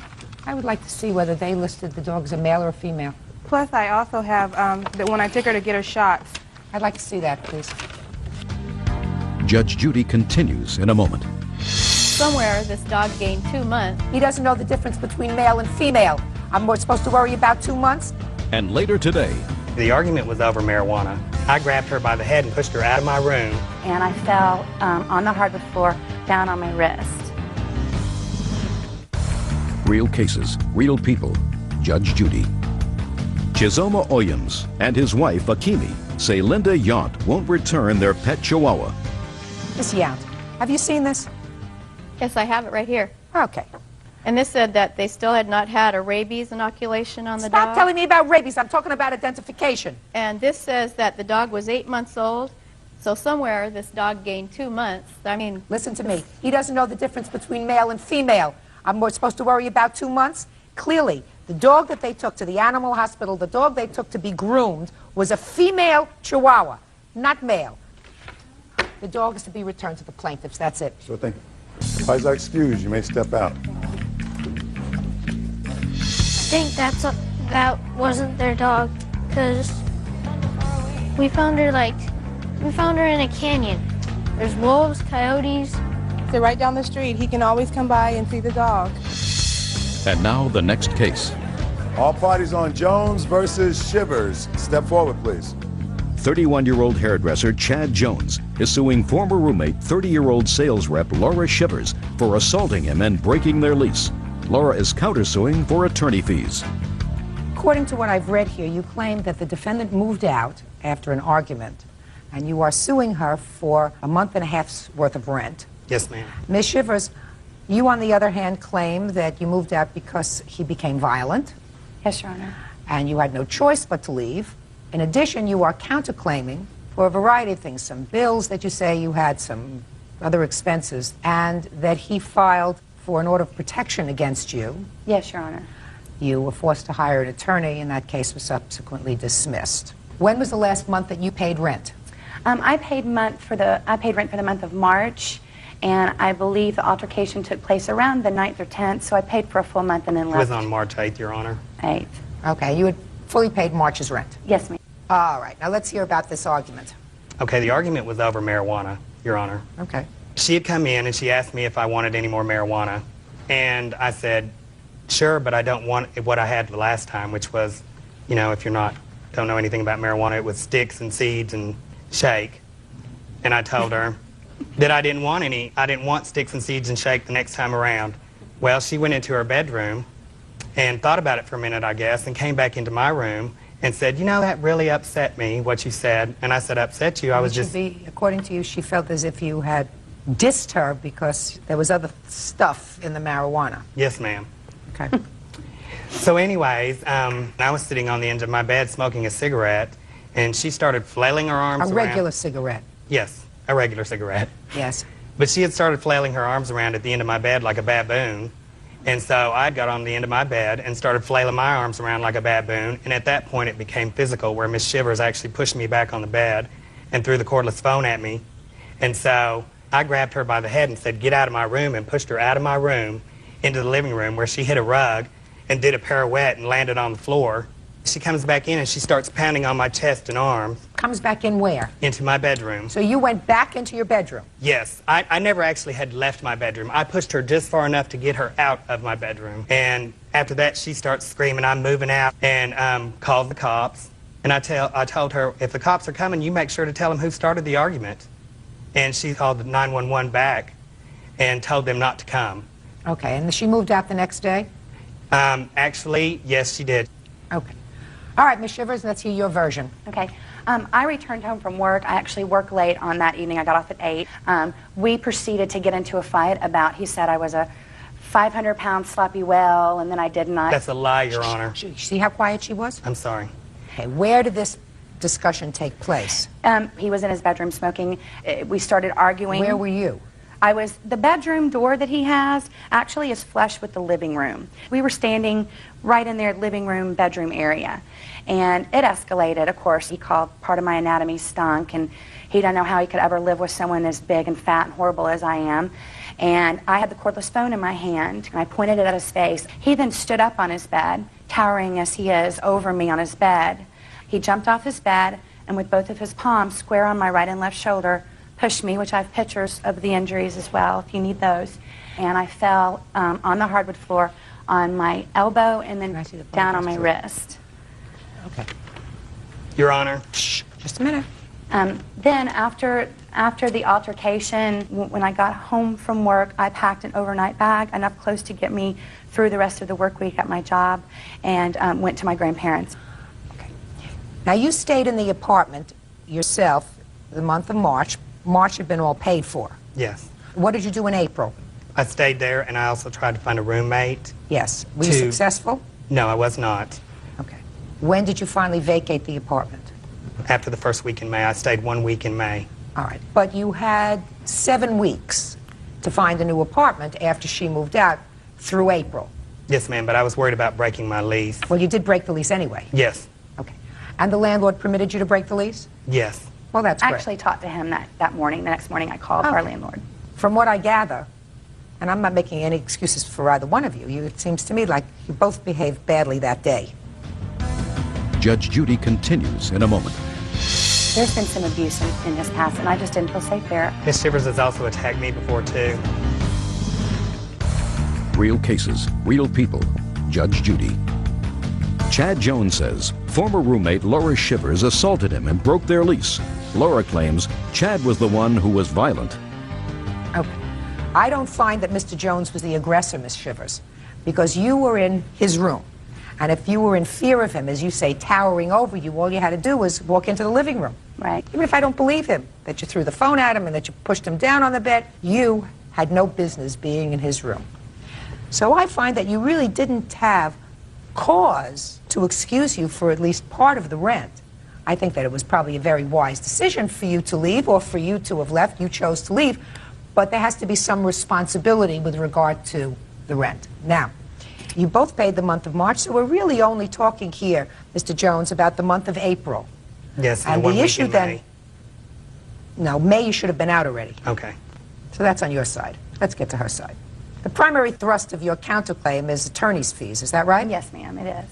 Because that's the only thing that you really talk about, and particularly you talk about some other bills, but it's all very nebulous. Everything was in my name, so, and I paid all the bills. He never gave me any money for No, the bills. ma'am. I have my check that went through her bank account that was used for rent for May or March, and there is $90 left on my check that was supposed to be paid for bills. Actually, our cable bill is $201.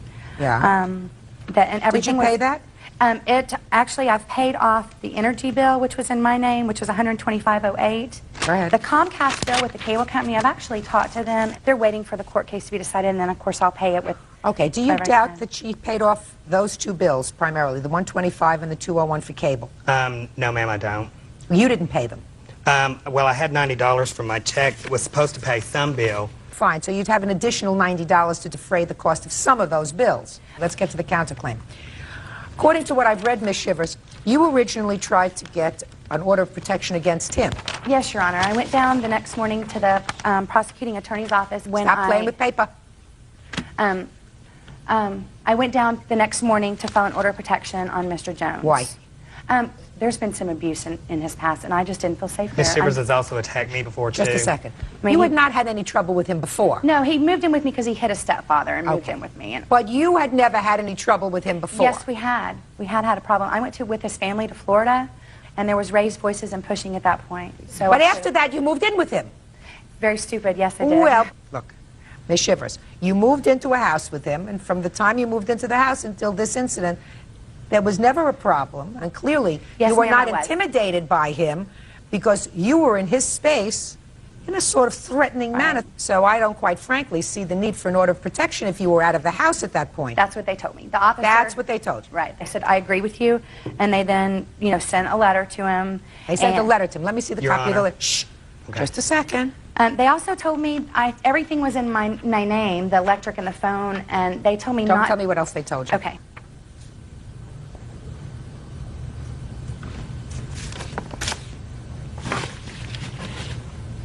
Okay. Now, so Mr. Jones, you get this letter. So you went and filed for an order of protection against her. No, ma'am, I'd already done that. I did that on the 13th of March because she kept calling to my job and harassing me and kept coming over to the house with police officers asking when my schedule was. She needed to know it so she could da-da-da-da-da and do all of Whatever. this. So that you went down and filed for an order of protection against her. Yes. And what happened with your case? I went down there to see how I could have it dismissed because I'd obviously gotten accomplished what I wanted accomplished. She stopped calling me at work. She stopped harassing me. And they said you can either come down and ask for the case to be dismissed or not show. One or the other. So you chose not to show up? Yes, ma'am. Okay. And you hired an attorney for $350? Yes, ma'am, and I have that here if you need I that. believe you. Okay. But, Ms. Shivers, you don't have a counterclaim against him. Clearly, you went first to file for an order of protection. He's got this letter, which is now on file, which is like a little, not a major sword, but sort of a little toothpick hanging over his head, that if he does anything else that you complain about, he could be arrested. So he went and filed one against you. Judge Judy continues in a moment. All right. According to my very intricate calculations, Ms. Shivers, you owe him $242 for your portion of 1 month's rent and the bills the remaining bills, having been deducted from that, is $242. So I am entering a judgment for the plaintiff, and I believe that he was perfectly within his rights to file for an order of protection against you, since you did first. Have a good day. Thank you. Case number 230 on the calendar in the matter of Remillard versus Remillard. Parties have been sworn in, Judge. You may be seated. Miss Remillard, this is your dad. Yes. And you say that your dad owes you $800. You're going to tell me why. Some of it was your debt, some of it was money that he asked you to loan him directly, according to you. Your father says he doesn't owe you any money, and he never absolutely, positively told you he was going to pay off this line of credit that you took out. Is that right, sir? Yes. Okay. So why don't you start by telling me when he borrowed this money and for what? Okay, it originally started in January. There was 2 charges on the bill. One was for, he bought me a stereo for Christmas, and he had just went bankrupt, so he didn't have any credit cards to put the stereo in my car. So he said for me to charge it onto my card, and that he would pay the bill as the bill came in. So that was the one charge. And another one was for a Goodyear, where I got my car fixed. I didn't have the money at the time. He said, don't worry about it. They go ahead and put it on my credit card, and he'll pay it off. Okay, so far you have 2 things for you that he said he would pay for, and he didn't. He reneged on a gift, according to you. Right. Okay. What's next? Well, the $800 that I'm suing for today are for cash advances. Well, what was this that you just told me about? He paid 2 payments on the credit card, and he paid that part off. So the $800 is cash advances.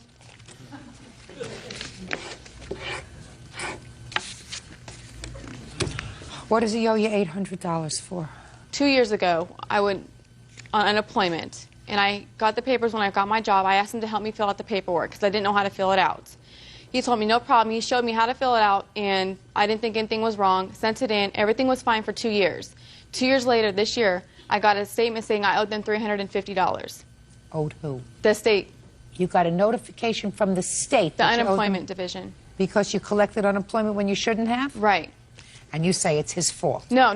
I called him. I told him what was going on. And he said, well, I feel responsible. I helped you fill the paperwork out incorrectly. Take the advance off of your credit card, put it into your bank, and I will help you pay. I will pay the $300 off. And I put $50. It was $350. But he didn't pay it? He hasn't paid that part of the credit card off. So that's $300. Go ahead. When he told me to take the $300 out, he told me take $800 out. And I didn't question him. My dad was having problems. He just went bankrupt. He needed help. I didn't mind helping him. So it was a total of $800. $500 I gave him in cash. And he agreed to pay that money back. He said it was no problem. But he wasn't working at the time, and he had just gone bankrupt. Right. So, I mean, where's your head? He's on workers' comp. Go ahead. In April 25th, my daughter is like really tight with her grandfather. She goes over his house a lot, and she comes home to me, she rolls her eyes at me and tells me she doesn't have to listen to me. She's just going to go back to her grandpa's house. He undermines everything that I say. So she cried that she wanted to stay with him. I explained to her that we had plans on Saturday, but I let her stay anyway. I got home. He calls me on my cell phone. He says, your daughter wants to come back home. When he brought her back to my house, he walked in. He was yelling at me. He was telling me I'm not a good parent, that he's all my daughter has, that I'm useless, I'm the B word, and everything in front of my children. He sat down. How many children do you have? I have 2. How old is the other child? 2.5. And this little girl? 6.5. Is she the apple of your eye? Yes, she is. Go ahead. Okay, well, he sat on the couch. I was cleaning my house. I was crying. Both of my kids were crying. My daughter went to her bedroom, and I asked him to leave. He didn't leave. He got up, went to my daughter's bedroom, walked into the room, and said, Mommy says I can't see you anymore. I told her, Mommy never said that. You can see Papa as much as you want. Me and Papa are not on good terms right now, but that doesn't mean that has to conflict I'm with you. going to get to you. So the Friday before Mother's Day, I called him and told him I was going to drop my daughter off at school on Fridays. The agreement that he wanted to pick her up every day after school, which was fine, and take her and pick her up on Fridays. She loves to spend time with her grandfather. I told him, I want to take her to school on Fridays. I work around the corner. I want to be able to take her and spend some time in her classroom. He got mad. He said, if you want to play games with me, go ahead and play those games. We're going to see what happens. Find somebody to pick her up. Mother's Day comes around. He calls me at 10 o'clock in the morning. Well, who's picking her up all week? And I said, you know, I'm not going to discuss this with you right now. It's Mother's Day. And he laughs. So I said, you know what, the daycare can just pick her up from now on. It's not a problem. He says, well, come pick up your effing stuff from my house. So when I went to his house to pick up the stuff, he said, you can't come in my house. I said, no problem. Can you get it for me? He said, I'll throw it at you. I said, I wouldn't do that because there was police upstairs at another apartment. He got the high chair and he threw it at me. This is a police report stating that he threw the high chair at me, stating that I spoke to the police about the money that he owed me, and everything else that happened in that incident. My turn. All right, part of the stuff she says is true. That is not true. Nobody's seen anything. The only thing that is what she's telling them. When she was caught on unemployment, she called me up crying. I did not know she sent that in there. That was not my problem. She's of age. She's a big girl. Yeah. And I told her how to do it after a couple of days. Get your credit card, go to the bank and get a draw. I said, well, you're there. I have receipts. I was helping her pay her rent. Give me my $500. Excuse me.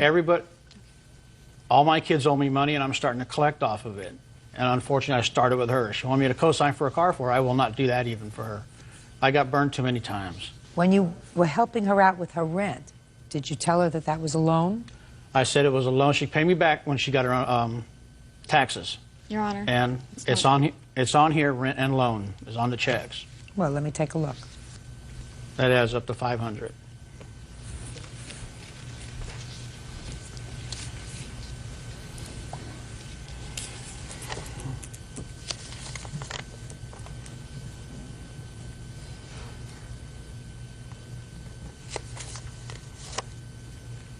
Show these to plaintiff, please.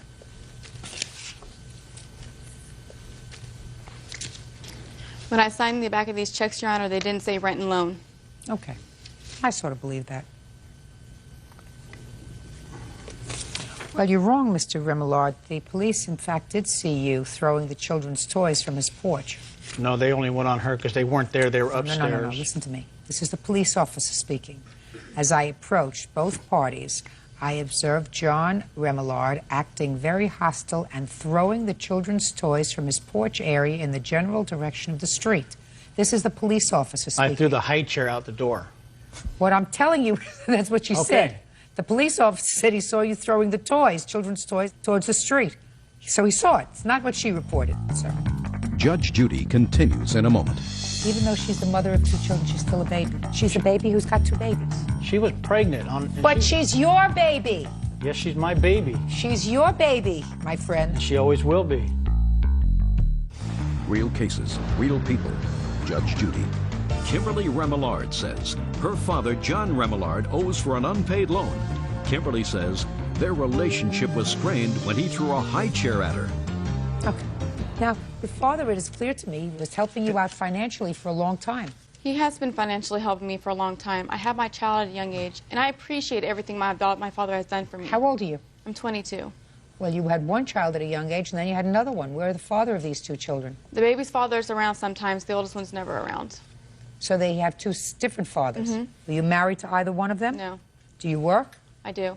What kind of work do you do? I'm a medical assistant.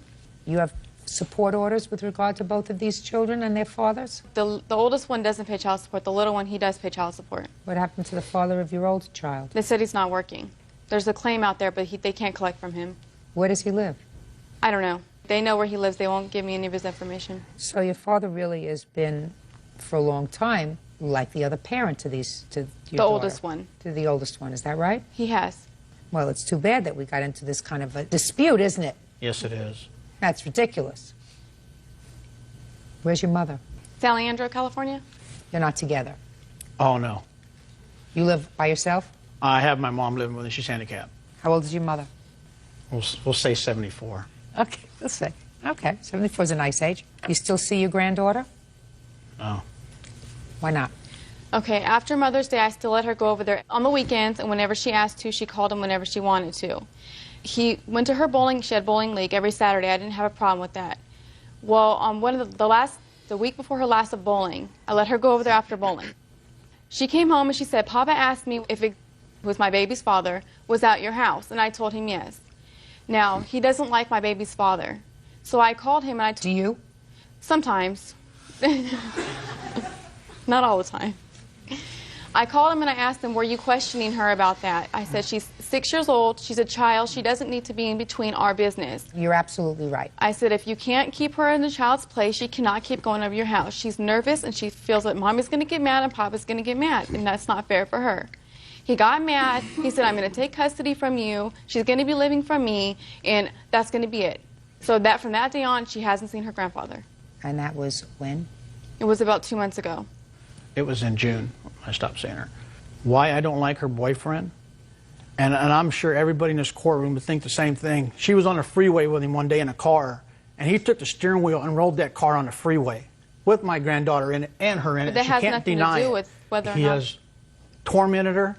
He would go to her house at night. She would call me. He'd be pounding on the window and the door to get in. There ain't no father that would want that to happen to their daughter. I'd make up with him if I were you. I don't see why this came to this. I would make up with him really swiftly. Mr. Remillard. Yes. I think it's a very bad idea for you to question a child about what goes on in their home. You're right. I was wrong. But I got to protect the people I love. I understand that, but it's wrong. You may feel as if it's physically protecting, but it's emotionally damaging to a child to be put in the middle. And you really can't do that. You know, as much as you know that you would probably be a more stable parent for this little girl, she has a mother. And if you want to be a real good dad, you'll just be supportive of her. But she lets him back, and it happens over and over. Well, it's not going to help your 2 grandchildren if you cut them off, if she's going to continue to be a fool. You can't continue to be a fool, you know. I understand that. Yeah, I know you do. So is it time to make up with your father? For my daughter's sake, yes. Yeah. But I think that's the wrong way to put it. For my daughter's sake. She's 22 years old. Do you know, 22 years old, even though she's the mother of 2 children, she's still a baby. I mean, if she allows a piece of crap to come back into her life after he did what you suggested he did on the freeway, and she's done that on more than one occasion, she's still a baby. She's a baby who's got 2 babies. She was pregnant. But she's your baby. Yes, she's my baby. She's your baby, my friend. And she always will be. Okay. Then, at least for the sake of your grandchildren, because they're the innocents. They're people who are innocent. They didn't ask to be born. They didn't ask to have fathers who weren't appropriate. They didn't ask for any of that. So if they have one person who's watching out for their back alone, and that's you, I would take a hard swallow and say, whatever she did, whatever she said, I'm going to, for the sake of my 2 grandchildren who need me, I have to be there for them. That sound reasonable to you? Well, I want my daughter to have a relationship with her grandfather. She should. Mm-hmm. Because everybody else so far in her life has gone out the window and the door. Exactly. Can I say something? Yeah. When she moved out of her apartment, I put up the deposit. Now, if I owed her money, why wouldn't she keep it? She turned it back over to me, and this is the canceled check. I see it. And the deductions are on there for the damage done on the floors. I can't legally keep his money. He gave the money. Yes, you could have. Oh, sure. Sure you could. I didn't ask you for it. The landlord cannot legally turn over a deposit unless she turned it over. She says it's okay. I got it. I understand. But, Your Honor, I do have tape recordings from him stating that one is regarding my daughter, the other 2 is regarding he may help me pay it back. The third one is that he will help me pay the credit card back. I said I will always help you. I will try to help you as much as I could. I'd like to hear the last 2. Well, except for the first one. Yeah, this ain't going to work for you. It's better let me see her. Let her come over. And you need to do something with this bed. You got until Saturday to pick it up. It's been here long enough. The kids need the bed. End of message. Next message. Yeah, I was talking to somebody. You can mail that, and I'll help you pay it. It's not my bill. I'll help you, though. You can mail it. Don't bring it here because you're not wanted here. So maybe I'll help you. I don't know. We were talking about it. You send it. You mail it. You're not welcome at my house. You lost a whole lot. You lost a family. Think about that. And as for court, think about every check I gave you for your rent. You didn't read them. It said loan on the bottom. And you signed it back. Oh, we're going to have fun with it, aren't we? End of message. Next message. Yeah, I was talking to somebody, and if you want us to help you pay that bill, and it was not ours or mine, mail it to me, and I'm more happy to help you with it, you know. I know you're probably strapped right now, moving in and buying a new car, so you need help with your bills. So, mail it. Because you're not wanted here, if you can mail it. Who's we? Me and my ex. Her mother? No. My ex. Really? Yes. She doesn't live with you, does she? Well, she does. No, part-time. Part-time. Well, it's clear that he says, we'll help you. That doesn't mean he's going to pay these bills. It means he's going to help you with the bills, even though it's your bill. Right. He said he would help you with it. That doesn't mean I'm going to pay the whole thing. Mm-hmm. I would never have taken a cash advance out on, even if for the $300, if I had to pay it back myself, I never would have taken a cash advance out. I would just made the payments every month. Listen to me very, very carefully. You made a mistake. You collected unemployment when you shouldn't have. That's your fault. You don't blame anybody else for that. The only reason you had to pay that money back was that you were working and collecting unemployment at the same time. Right? Right. Okay. That's your fault. You have to take care of that. You have to pay for that. My problem, I'm telling Mr. Remillard, is I don't believe that on this check, when you gave it to your daughter, it said rent loan. Oh, it did. I have a problem with that. I don't. But at the same time, I don't understand why you would take a loan from her of $500. Why you would give him. I didn't. He needed the money. I didn't For have. what? He wasn't working at the time, so I didn't have a problem with helping. And not making any money. Yes, I bring in good money. He was getting his disability or workers' comp. I didn't question why he wanted the money. My dad asked me for money. I helped him out. He's always helped me out. Had you ever done that to him before? No, he's never asked me before. No. I'm not real comfortable with regard to that $500. Unless you tell me that you borrowed it from her. I'm not dealing with your money. He helped you out with your bills. He made a couple of payments on the bills. I don't think he's required to do any more. I do think that the two of you have to get together because there's a 6.5-year-old little girl who hasn't seen her grandfather in 2 months, more than 2 months, and she misses him. Yeah. And you created a situation where he is the only constant male in her life. He's like a parent to her. You can't take that away just because you're angry when with he's him. filling her heads with mommy's bad and mommy's not going to do this for you. And I just told him that that was not fair to do to a child.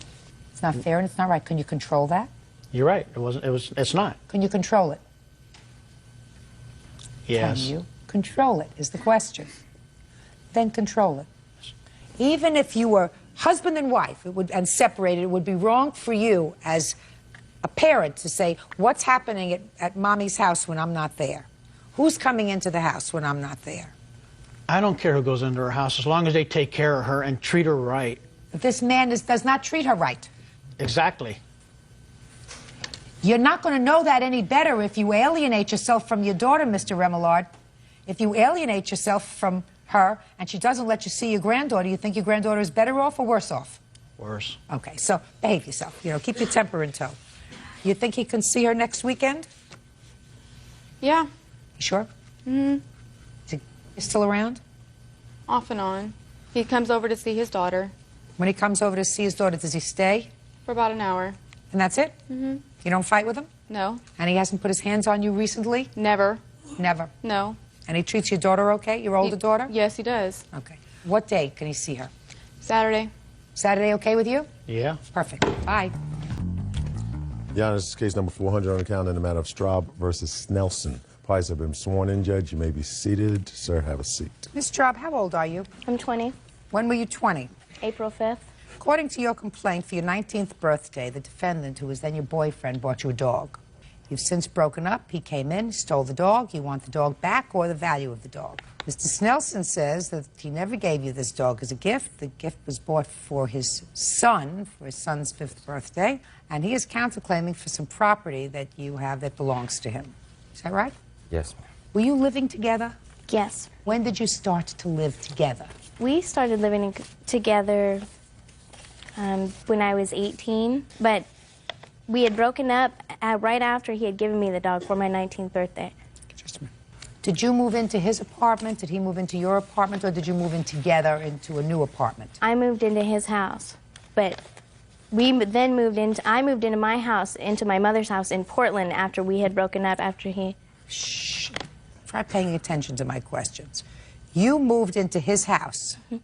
Who lived in his house? Several people. Who? A couple of roommates, his son, and I, and him. How old is his son? He was 4 then. When is your birthday in April? April 5th? Mm-hmm. On what day was the dog purchased? I am not sure. It was a couple days before my 19th birthday. And tell me the circumstances of his giving you the dog. He had gotten the dog from someone. Look at me. He brought it home and he said, "Happy birthday, here's your dog," and that was it. What kind of dog is it? She's an American Pit Bull. How old was the dog? She'll be 2 in January. How old was the dog when you got it? She was about 3 months old. And when did you break up? We broke up right after my 19th birthday. I moved back to Portland, and I took Karma with me, and she lived with me in Portland at my mother's house, which I have proof. Okay. For how long? For approximately a year. When did he come and get the dog? What date? What date? I moved back to Bend after living. What Bend? I moved. We lived in Bend together. And What then, Bend? Is that Bend, Oregon? Bend, Oregon, yes. Okay. And after I had broken up with him, after I had received the dog as a gift for my 19th birthday, I moved back to Portland, Oregon. And she And lived took the with dog me. with you? Yes. Okay. And she lived with me. I have plenty of paperwork, receipts, original receipts from Portland, from Petco. I have Safeway, places, dates, times, amounts. Okay, I'll take a look at them in a minute. Okay. And she lived with me at my mother's house. For a year? For about a year, yes. Was it 9 months? Was it 10 months? It was almost a year, maybe a couple weeks Okay, and then short. you moved back to Bend. Then I moved back to Bend. Where he is now. Mm-hmm. And he was all And along. I am there now. And we had stayed... Now look at me. You're looking I'm down sorry, at your paperwork. Don't look down at your paperwork. Okay. You broke up, you took the dog, you went back to your mother's. Okay. You stayed with your mother, and then you moved back to Bend. When you moved back to Bend, where did you go? To his grandmother's. And then So you went back, you were back together again? Yes. And then shortly...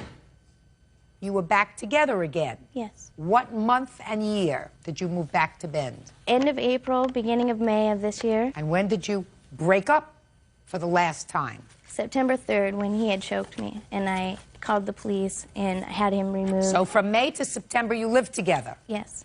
And the police removed him? They requested that he leave, yes. And I filed a restraining order the next morning. And the apartment is in my name solely. So when you moved back to Bend, you leased an apartment, and he moved in with you? I thought you were living with his grandmother. We lived with his grandmother for approximately 2 months, and then I leased an apartment in my name on July 22nd of this year. And that's where the two of you were living. July, August, up until September 3rd, you were living with the dog. Is that right? Yes. Where was his son? His son was in Alaska with his mother. Is that right, Mr. Steelson? Look at me, To my sir. knowledge. No. To your knowledge. You would know if your son isn't around. You wake up in the morning, you go and look in his room. It's If he's not been- there, look at me. Well, I'm trying to look think at me. It has I been just asked roughly about 8 months to a year. that your since son he's has been been over there living with his mother. mother. Yes, ma'am. Okay. Now, tell me how he got possession of the dog. After I had filed the restraining order, I had dropped it because I didn't want... I want to remain friends with him still. I didn't want all this... But he had came into my house and started arguing with me and just walked in. He still had a key because I had yet to be able to get it from him. No, you're all right. And he walked through my back French doors of my patio, came in, argued with me, and grabbed her, and then ran off with her. Okay. And he had called me That's a after lie, that. Mom. He had called me several times from a payphone and asked me if I had wanted to discuss this further, maybe repress the situation. Do you have any of his property? I have pots and pans and dishes that his aunt and his grandmother purchased for us for our house, and I would be more than willing to give those back to him. Fine. Pots, pans, and dishes. What else? You have a ring that belonged to his I do grandfather? not have a ring of his. I do not have any other possessions of his. He took everything, and he even took my DVD player upon leaving, Okay. and he had then later Now, given it back to me. Good. The real issue here is the dog. Is that right? Yeah, somewhat. I would really like Pay my ring and everything Pay careful back. attention to me, sir. Okay, if I can get my Pay personal careful belongings attention to back, me. You can't pay I would careful love to. attention to me if you're moving your mouth. Judge Judy continues in a moment. When my mouth starts to move, your mouth stops. And the only time that doesn't happen is when somebody is usually on speed or some sort of mind-altering drug, because otherwise people know that when they're in a courtroom, judge speaks, they don't. And later today, You want her to pay for a vasectomy that she insisted that you have because she didn't want any more children. Yes, ma'am. real cases, real people. Judge Judy. Melody Straub says ex-boyfriend Casey Snelson won't return her pit bull named Karma. Casey says he bought the dog as a birthday gift for his son. When you had an argument over a year ago with Miss Straub, did she leave Bend, Oregon, and go and live with her mother for a period of time? No, ma'am. She did not. She never left. Is that She what left, you're telling me? but no, ma'am, she did not go straight to her mother's. I didn't ask you whether she went straight to her mother's. I asked whether she left and went to her mother's in Portland. I went with her, though, is what I'm saying. You stayed with her? Yes. did not live She with came her. to live with me and my best friend in Vancouver, Washington for approximately a month and a half. Then she moved to her mother's, and it was only about 3 months that When we were she over there. moved to her mother's, Mr. Sneelson, was the dog with her? No. Yes. Where was the dog? It was with me and my roommate and my son and his 2 kids in the apartment with us. Really? Yes. No. I don't believe you. You don't believe me? Yeah, I don't believe you. Show me the proof that the dog was with you in Portland. Show me the... Show me. Here's everything. That's got it all. She's registered under Multnomah and Deschutes County. All of her rabies vaccinations are under me. Karma Straub. I'm missing something, Bird. I'm really missing something. My eyes must be getting old. Would you point out the dog in these pictures?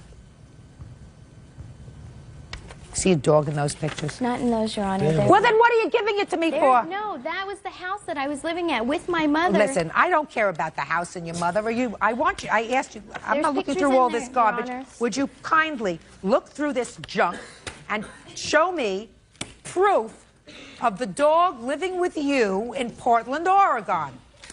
This is her license under Multnomah County. Here are her pictures along with all of her vaccinations and everything in Let me just Portland. see. I don't want to see the pictures. I want to see the vet bills. Okay. Good. I Mr. also Nielsen, listen to me very carefully. Did you ever live with the plaintiff in Portland, Oregon? Yes. When? Around June of 2001 until about August of 2001. Where did you live? We lived in Vancouver, Washington, at an apartment complex there. Is English your primary language? What's that? Is English your primary language? Yes. I said to you, did you ever live in Portland, Oregon with the plaintiff? No, not in Portland. But, I mean, So the answer is no. Connected. I mean, they're connected. So the answer is no. You Okay, never no. lived with her in Portland, Oregon. Your Honor, Vancouver and Portland are connected. I have receipts that I had kept from Portland also, as well Wait, just as... a sec. I mean, what are you laughing at? What are you laughing at? What? You said Portland, Oregon. He's talking about Washington. I thought that was rather humorous. Your Honor? There's only What? a tiny bridge that divides them. That's why you What? commute from one side to the other. There's only a small bridge that divides Portland and I want to tell you, Vancouver. let me ask you this question, sir. You think that if you paid your taxes to the state of Washington, the state of Oregon would say, that's really nice, we're going to... We don't care. Well, You that's paid like it my for friend Washington, works paid in to Oregon, Oregon. he lives We in don't care. the One same is the same thing. I asked you a question. I said, did you ever live with her in Portland, Oregon? The answer is what? No. Good. Sorry. I also have original I didn't ask you anything. In any event, your defense, sir, is that you bought this dog for your son. It was a gift for your son. Yes, Is that ma'am, it right? was. But your son doesn't live with you. Why didn't you give the dog to... My son did live with me at the time. He doesn't live with you now. He hasn't lived with you in a year. No, but just because I bought the dog when my son But was the there, kid, what? was What the were you dog gonna supposed say? to go to Alaska? Why not? The dog Because his belongs to the mother child. wasn't going to take the dog, and that's my responsibility to take care of that animal. I don't believe you. I believe that you bought the dog for her and came home and said to her, whether you intended to buy it for her or not, I believe that you came home. Oh, by the way, can I see the bill of sale? I want to see when he bought the dog. Shh. Say nothing. Okay. May I say something? Shh. Say nothing. Oh. This says that the dog was purchased in March for $250. Yes, ma'am. He didn't even get that bill of sale until after I had called the police on him, Your Honor. Is that right? Stating I believe you. that he I believe you. took Show her me the from registration for the dog. Registration there, she's not... She's registered under me under Multnomah. Show me the registration. I even have a tape, Your Honor, a cassette tape, that he left a message on my answer machine stating that he wanted to give me back my dog, but I don't want to play his rules. Okay, let me, where, you have that No, tape? I Let me see it. tried to be very civil between this case, and we tried to work on a Sir, competitive level. You see this receipt? This Yes, receipt is baloney. That's mine. It's baloney. It's baloney. I have an Avid chip put in my animal, too. Can you that registers please, her to can me. you please If play that she's tape for taken, me? it comes back to me. It's all registered into my name. I believe it's At any loud time. enough. Go ahead. 8:52 p.m. Please put the over there. I can't hear it. I didn't want to see you because I did want to stay. How can you have a videotape when your thing has no video? I mean, that's no.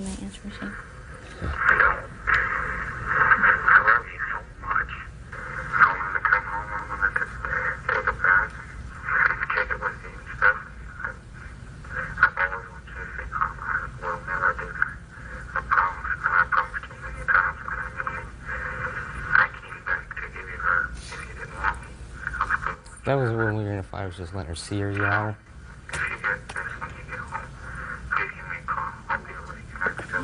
You said what? That was sir? when we were in an argument, and I was just, this was during a time where we were commuting back and forth. She was meeting me behind my grandmother's house so she could see Karma and stuff. Then we tried to hook back up. We hooked back up and stuff after this tape and everything. We did not. We had been together after this. No, Yes, we did, don't. Your Honor. So what? You said I'll give you back Karma. For the night. That's for the night. You're full of Your Honor. baloney. That's not for... Mr. No, Sneelson, no, no, no, Mr. no, Sneelson, no. That's Mrs. bull- Nielsen, two things. First of all, lying is something. I know, you know, and this is all lies. That's why I can't understand lying is this. something This that is is just objectionable to absolutely me. ridiculous. You take drugs.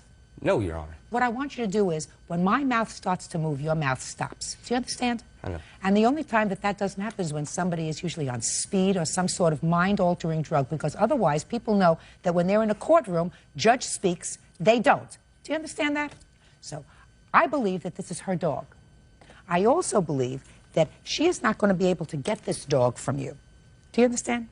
Now, you're suing him for the dog or the value of the dog. He wants his personal property back. He wants his property back. He wants his grandfather's ring back that he says that you have. Is that right? Yes, I do. Okay.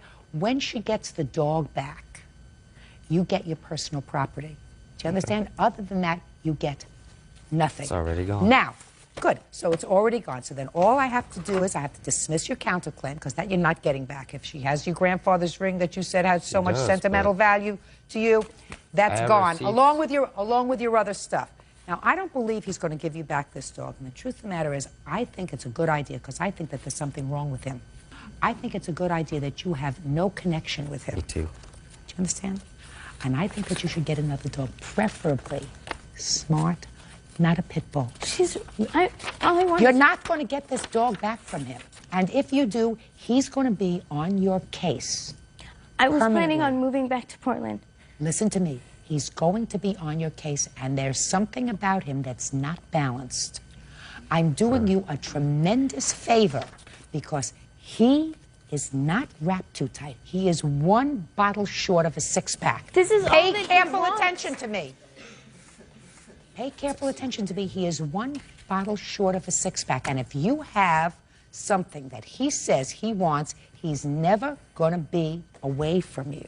So go and buy yourself another dog. Judgment for the plaintiff in the amount of $1,500. That's all.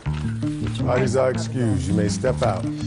I don't want another dog. She spent 2 years of her life with me. She's a psycho, and I've been dealing with this. She stalks me. She comes by my work 7 o'clock in the morning, 6 o'clock in the morning. He's just doing this out of spite. It's about her being crazy. You can't be an adult to someone who doesn't want to be an adult themselves. And now the next case. All parties in the matter of Morin versus Baird. Step forward, please. Photo technician Joanne Morin is suing her ex-fiancé, construction plans examiner James Baird, for the cost of a cruise ticket. James is countersuing for the return of a suit and for the cost of a vasectomy. All right, Bert, I've read the papers in this case. Don't get comfortable. We're not going to be long. Okay. Miss Morin, you and the defendant dated. You were supposed to go on a cruise together.